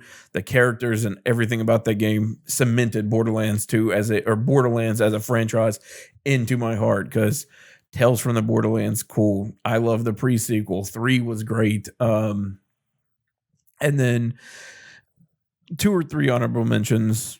Mass Effect 2, because it was the best one. It was so good. It was so good. I love Mass Effect 2. It's the only one of the trilogy that I played. It's the only one that matters, so it's okay. I don't know about that. They're all good. 1 was fun, even though clunky as shit. I wanted to play 1, but I tried to play it too late. Too late, yep. You played it after 2 and you can't. Nope, this is not 2, and it will never be 2, and it's just not as good. Yeah, Mass Effect 2. Damn it, I lost one. I had him. Shit. Borderlands, Mass Effect, Persona, Fallout. Oh no, I'm there. I'm there. Weirdly enough, I guess Minecraft. One of them. I like to make fun of it because it's easy to make fun of. But that game's actually pretty fun, and every now and then I'm like, I kind of want to play Minecraft. You guys want to play some Minecraft? It's like a weirdly soothing game. Yeah, it is. Yeah, like it's very relaxing. Yeah. Like even like in the stressful moments in Minecraft that are far and few between. But even when they happen, you don't feel nearly as panicked as you would in like an action game. Yeah. I think that's Minecraft is very soothing and nice. And you could lose hours into it. And I'll sit there and it's very creative. I think that's why I like it a lot. It's an outlet. It's an outlet for my creativity, and I want to build things. And like we mentioned earlier, when we play it, that's my role. I'll start building shit. I'll build us a house. I'll start building we need a farm. We don't need a actual farm. We just need pens to hold the animals in to mate to get food and stuff. But I will build a farm with an actual ranch and stables, and I'm like, we need a library so we can craft things. We can do bare minimum. Nah, I build a fucking library. Nah, man, I don't do bare minimum.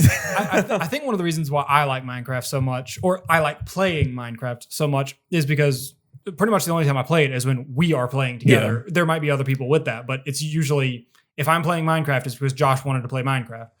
And I think it's so fun for me just because we synergize really well in that game. There are other games that we synergize just as well, but that game, it really shows, because there will be he'll be just doing stuff and I'll get bored of being in my hole and I'll be like, you need materials? I'm thinking about picking up my bed and just going on an adventure for 3 or 4 days. What you need? I'll see if I can find it. And I'll come back with my entire inventory full of shit that he might use. You're we had a world that we built before, and this will kind of tie into what Sausage Trey's next episode about the origins of Roommates Gaming was. One of the things we used to play was Minecraft, and we had a special world that it was the biggest world you could build, and it was a semi-creative.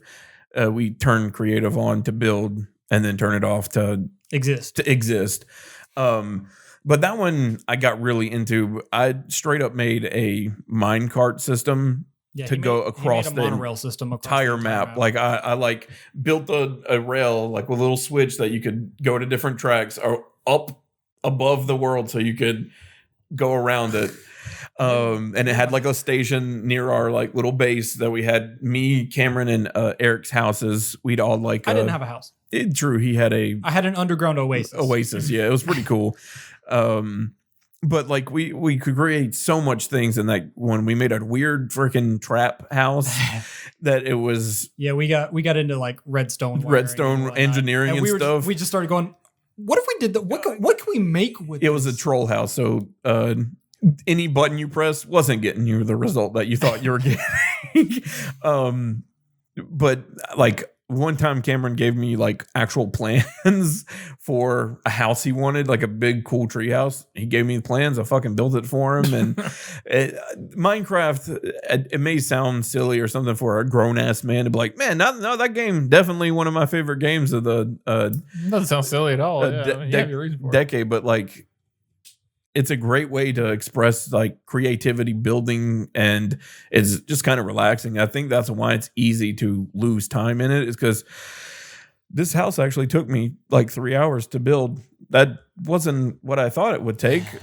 But I had to stop to go get materials. I needed to look at it from an outside and go, okay, to make this design look the way I want it to, it actually needs to be this 4x3. All right, this needs to be a 2x3 right here. Maybe if I overhang the like this right here, it'll look cool, and I can put like a pillar down, and I would just get into it. So I think I need to become an architect. Yep. So go rethink your life. Yeah, I'm rethinking my life. So I need to go back to school for becoming an architect. One of my favorite worlds in there that we had was the one that we made where we didn't turn creative on. It was a straight survival. And it was the one where I managed to find a mine literally right next to where you wanted to build your house. I'm like, cool, this works. We'll extend the fence, and eventually that'll all work out. But that was one of the ones where like I would literally like I would eventually go, we don't need any like metals or anything like that right now. What we could really use is materials for Josh to expand on buildings and whatnot. So I'm going to pick up my bed, and I'm going to choose a direction, and I'm going to walk that way. 4 days until the map stops. In-game time. Not until the map stops, but until I find something interesting. And then I will just whatever I find, whether it's a temple or just a new biome that we haven't seen, I'll explore that place, find anything that might be interesting or whatever.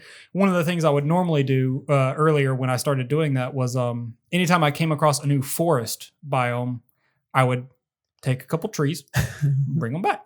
Yep, and we just built forests right next to the house. Glad that no times haven't changed. You're still stealing trees. He's been stealing trees since. Yeah.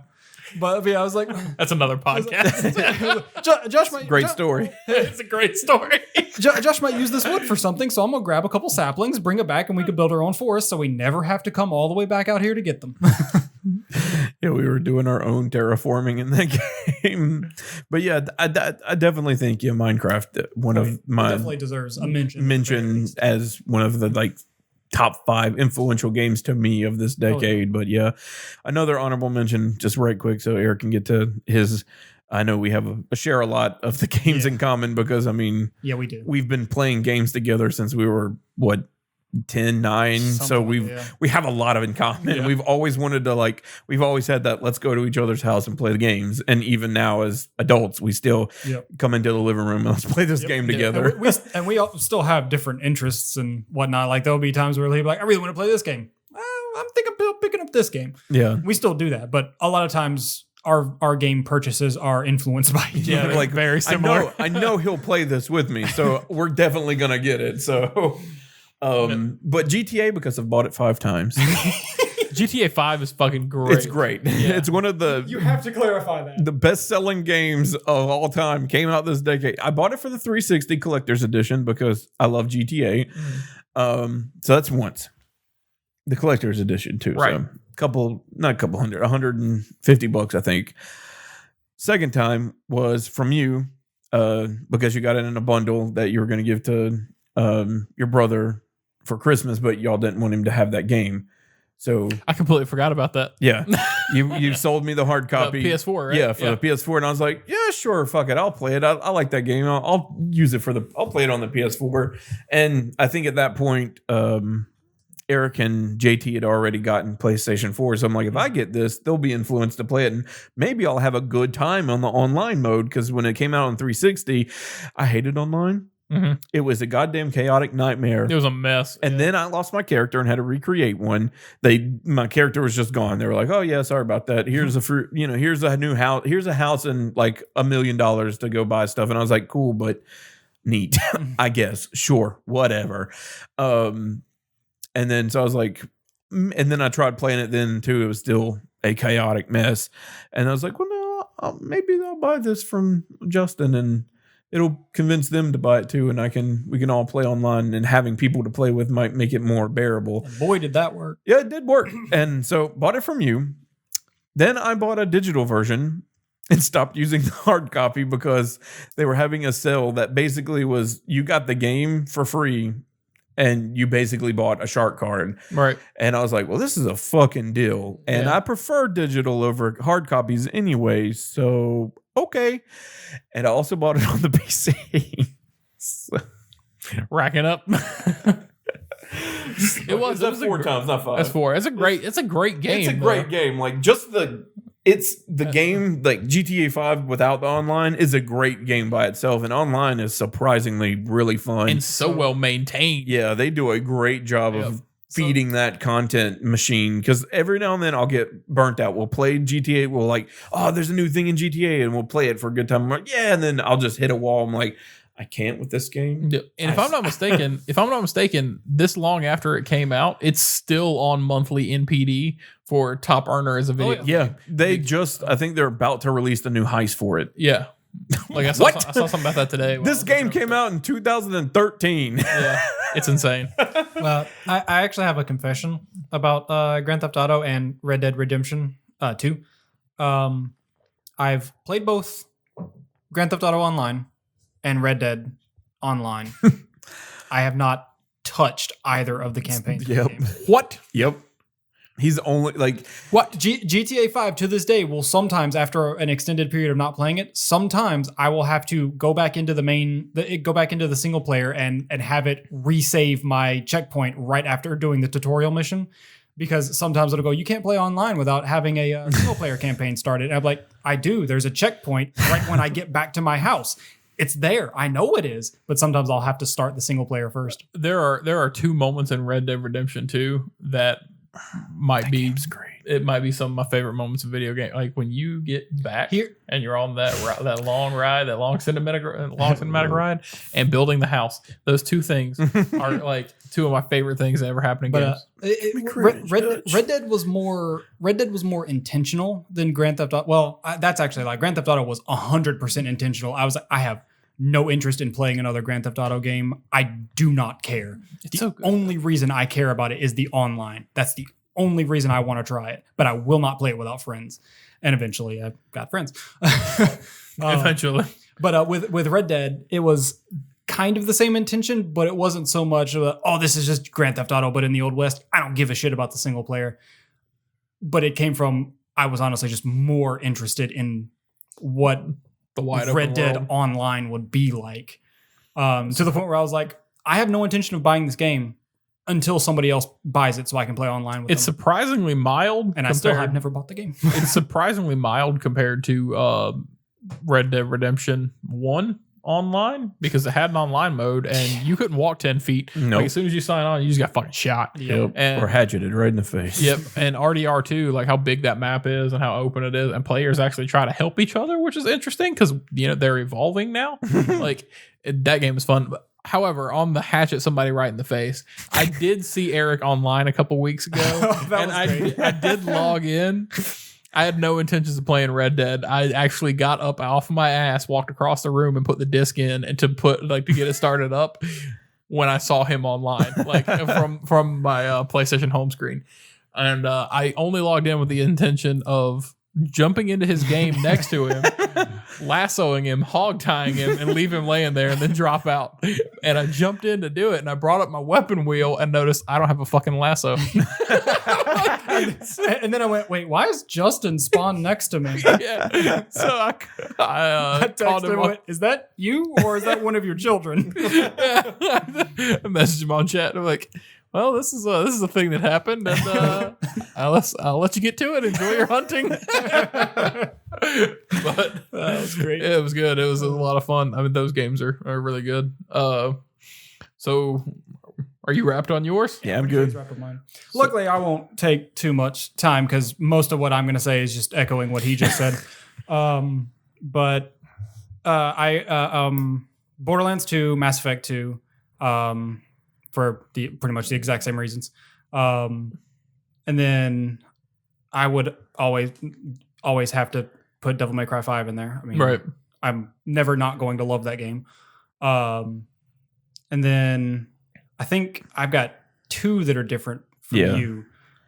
Still great games. Still great games, and I'm sure I'll remember them in just a minute. I'm just stalling long enoug for someone to remind me. Neo. How the fuck did we forget Breath of the Wild? How do I haven't forgot it. Okay. That just hit me. I forgot Breath of the Wild. Neo, because if we're talking about time spent in a game, I honestly feel like Neo might be a little bit longer than I've spent in any other game. Really? Yeah. I mean, other than like Monster Hunter or something like that. Where I know you've gone back to replay it with Josh and with T. And the thing about it is, I bought it close to launch. I don't think I bought it exactly at launch, but I bought it close to launch. And I played it for a good like year, maybe year and a half before anyone else picked it up. So I played it by myself, just slowly, just poking through, just one level at a time. When I bought it, like when he bought it, we would like I'd watch him every now and then make fun of him for playing a Weeb game, or make fun of him for playing Weeb Dark Souls. And then there was one day he started playing it just randomly one day, and the collector's or the definitive edition had already been out with all the DLC. And I was watching him, and we were talking about I had almost finished the game at this point. I think you were playing I think you were playing on a harder difficulty now. Yeah, you'd already had beaten the game before. I'm not sure. No, yeah, that's what it was. I had finally beaten the main game, and because I remember that my push to beat the game by myself since I had gotten so far in it. But yeah, that was the DLC I was pushing for. And I was watching him, and we were talking about a video that we had saw before, close to the beginning of like when it first was playing it. And I just got really interested. I just walked into the living room, turned on my PlayStation, saw how much it was. It was on sale, and the definitive edition was on sale, and I bought it right then. Stars aligned. Yep. Like, all right, I'm doing this. Yeah, I bought it then. I walked into his room and I said, I got some time to kill. I'm gonna watch you play. And then he's like, did you buy it? I'm like, oh yeah, I bought it. And then it was me and him walking through the game together. Yeah, because like you could be like, there's like ninja techniques and magic techniques, and I was like, well, since you got like a focus on samurai stuff, I'm gonna fucking be a ninja.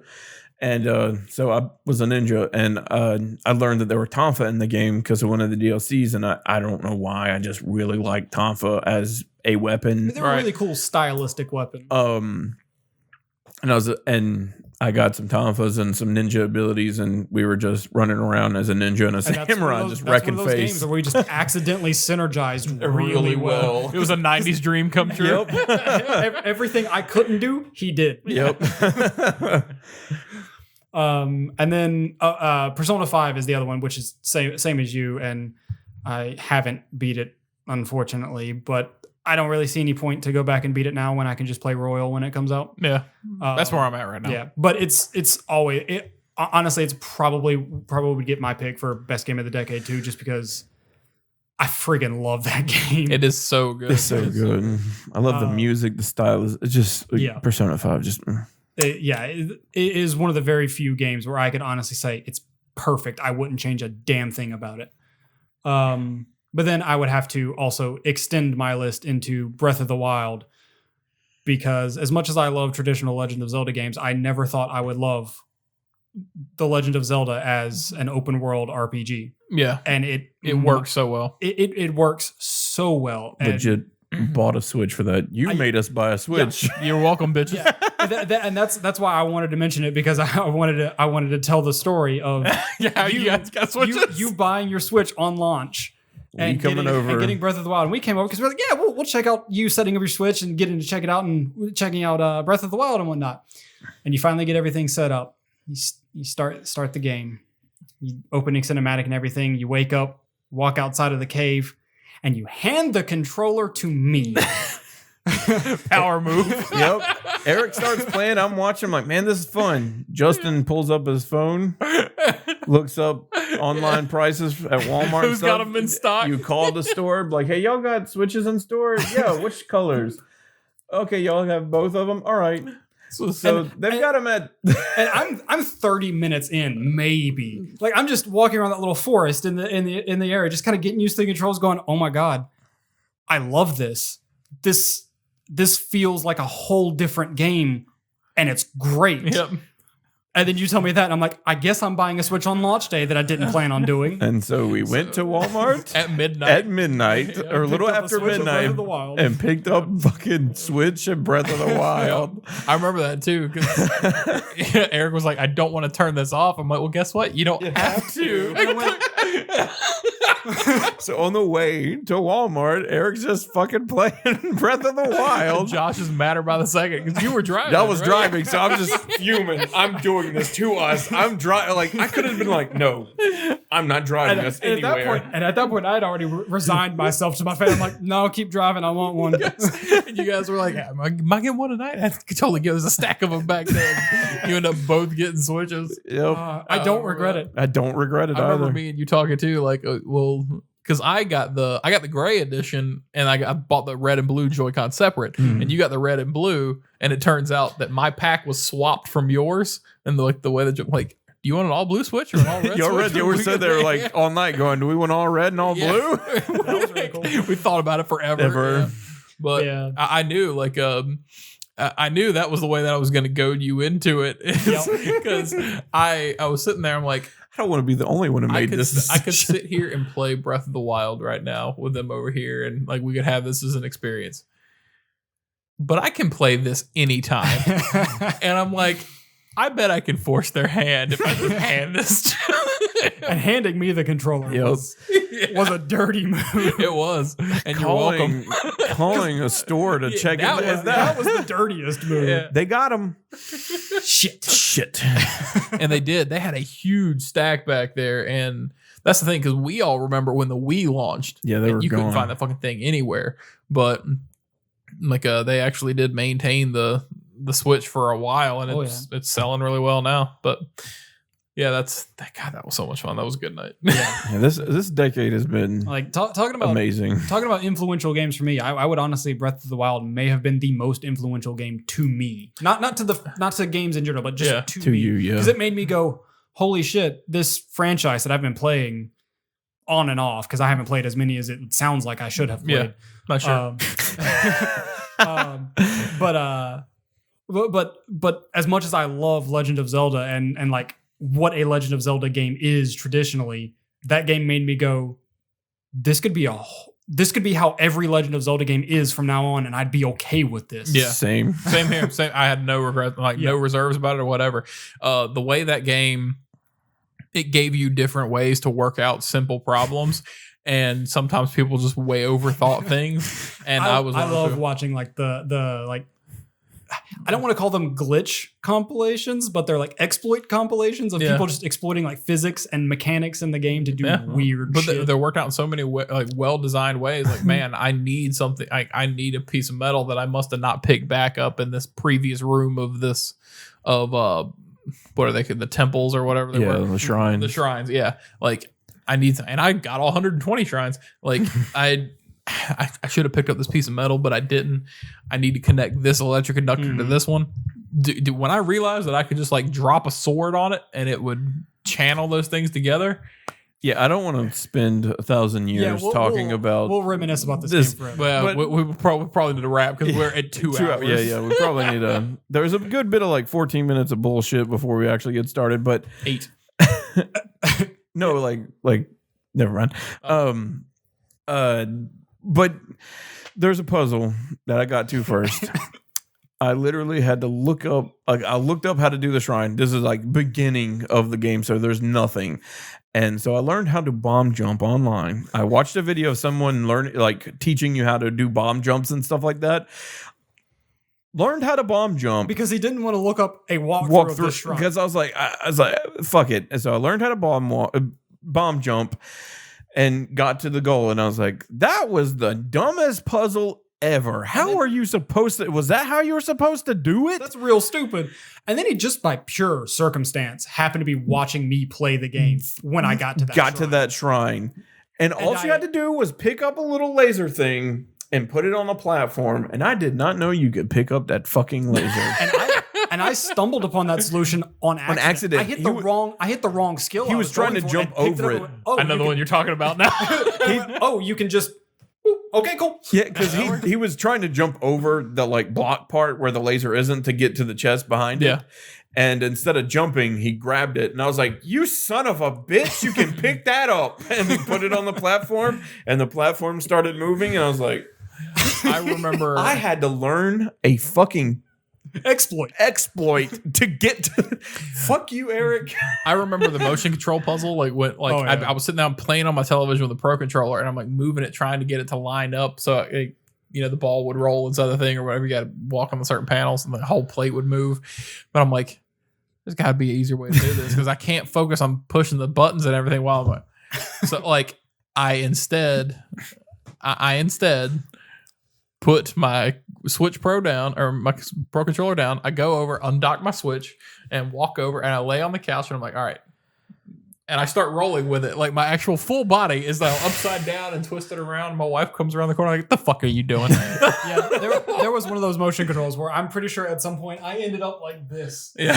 it's exactly Yeah. that. You're twisting your body. There was a time I was doing one handheld and I had the Switch like this. I'm like, I don't know where anything is. I can't see. Yeah, I've done that before. Yeah, It's like, I hate these puzzles so goddamn much. That's what I'm doing. When I'm like, I know I need to turn it down. Like I just swipe my whole body with it. Like I've got to figure this out. But yeah, Breath of the Wild definitely has to be at least an honorable mention for yeah. everybody. Just the Switch in general. Yeah, Switch in Yeah. general. Yeah, thank you, Nintendo. Yeah, Mario Odyssey, Yeah. all of the man, just Yeah. Well, guys, just this generation, this decade has been been- amazing for games. It Like really we could has. literally list hundreds of games. Like we didn't even talk about Skyrim and just Skyrim game. deserves an honorable mention. Now that you mentioned it, I wanted to give it an honorable mention just because of how relevant it stayed for the entire decade. it's relevant again. It's irrelevant. Skyrim has existed throughout this entire decade. It's going into Elder Scrolls Online. Like we said, Todd Howard couldn't do it. The son of a bitch found did it. it. He put it on Alexa. But yeah, fucking Skyrim. 2012 Skyrim. It came out last year, 2013 Skyrim. Because honestly, I played Skyrim when it first launched, like on the 360. I played Skyrim like he played New Vegas. Yeah. I would just go, I got an idea for a character. I'm gonna make that, and I would either play for a couple hours or I would play Yeah. halfway through the game or something like that. Skyrim's getting stale. Put it in VR. Skyrim's getting stale. Put it on Switch. Yeah. But the only reason why it exists as an honorable mention, and a late honorable mention at that, is because I don't feel like you can really win one of the best games of the decade when you tried your hardest to stay relevant and new the entire decade. Yeah.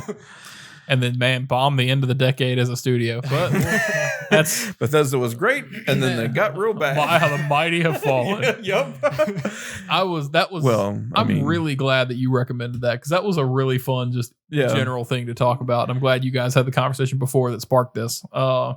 And I really look forward to coming back in 2 weeks and talking about where gaming is going. For 2020. Yeah. This is the last hard at play for this year until That is. And that's a big thing for us too, because, you know, we've been talking about doing this podcast since I joined RG a year ago. And here we are. This is our third episode of Hard at Play.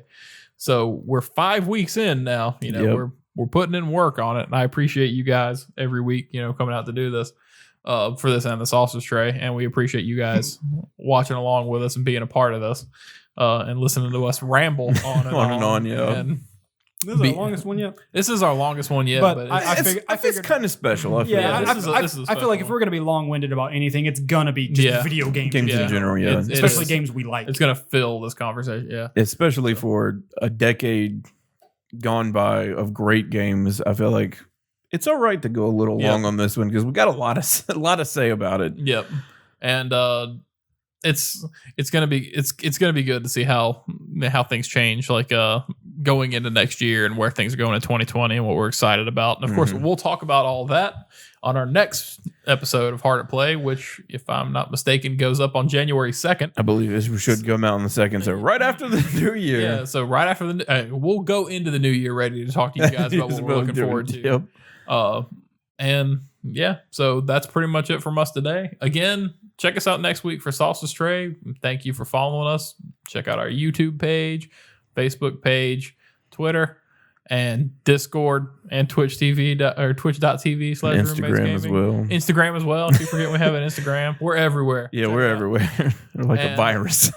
And please, yes, descriptions will be in the Discord, or everything, links for everything will be in the description, including a link to the Discord. And please, if you're not already in it, come join it, because we try to stay pretty active in it and talk to everybody. And we usually have a couple messages flying back before every day. Probably. I was gonna say probably keep this conversation going in Discord. Yeah, absolutely. Tell us what your games of the decade are. We want to know that in the comments in Discord. Tell us what your games of the decade were and stuff like that. So, and if you guys do send in things to the Discord, if you send in topics, things to talk about, we'll bring it up on the show. We'll give you shout outs and we'll do stuff like that too. So I think it's a good time to wrap. I think so too. And go get some sleep because it is very late and I'm a tired boy now. But I am really glad we did this. Same. So, thank you, Josh. Thank you, Eric. Thank you, everybody. Have a good week. You cannot stop me, Captain Falcon. Falcon kick. Yeah. Ito. Bird cage. What?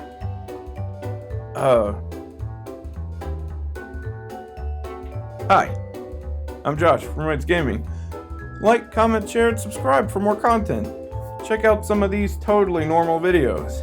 You didn't see anything. Nothing at all. Get out of my bird cage, Falcon. Falcon kick. Yeah.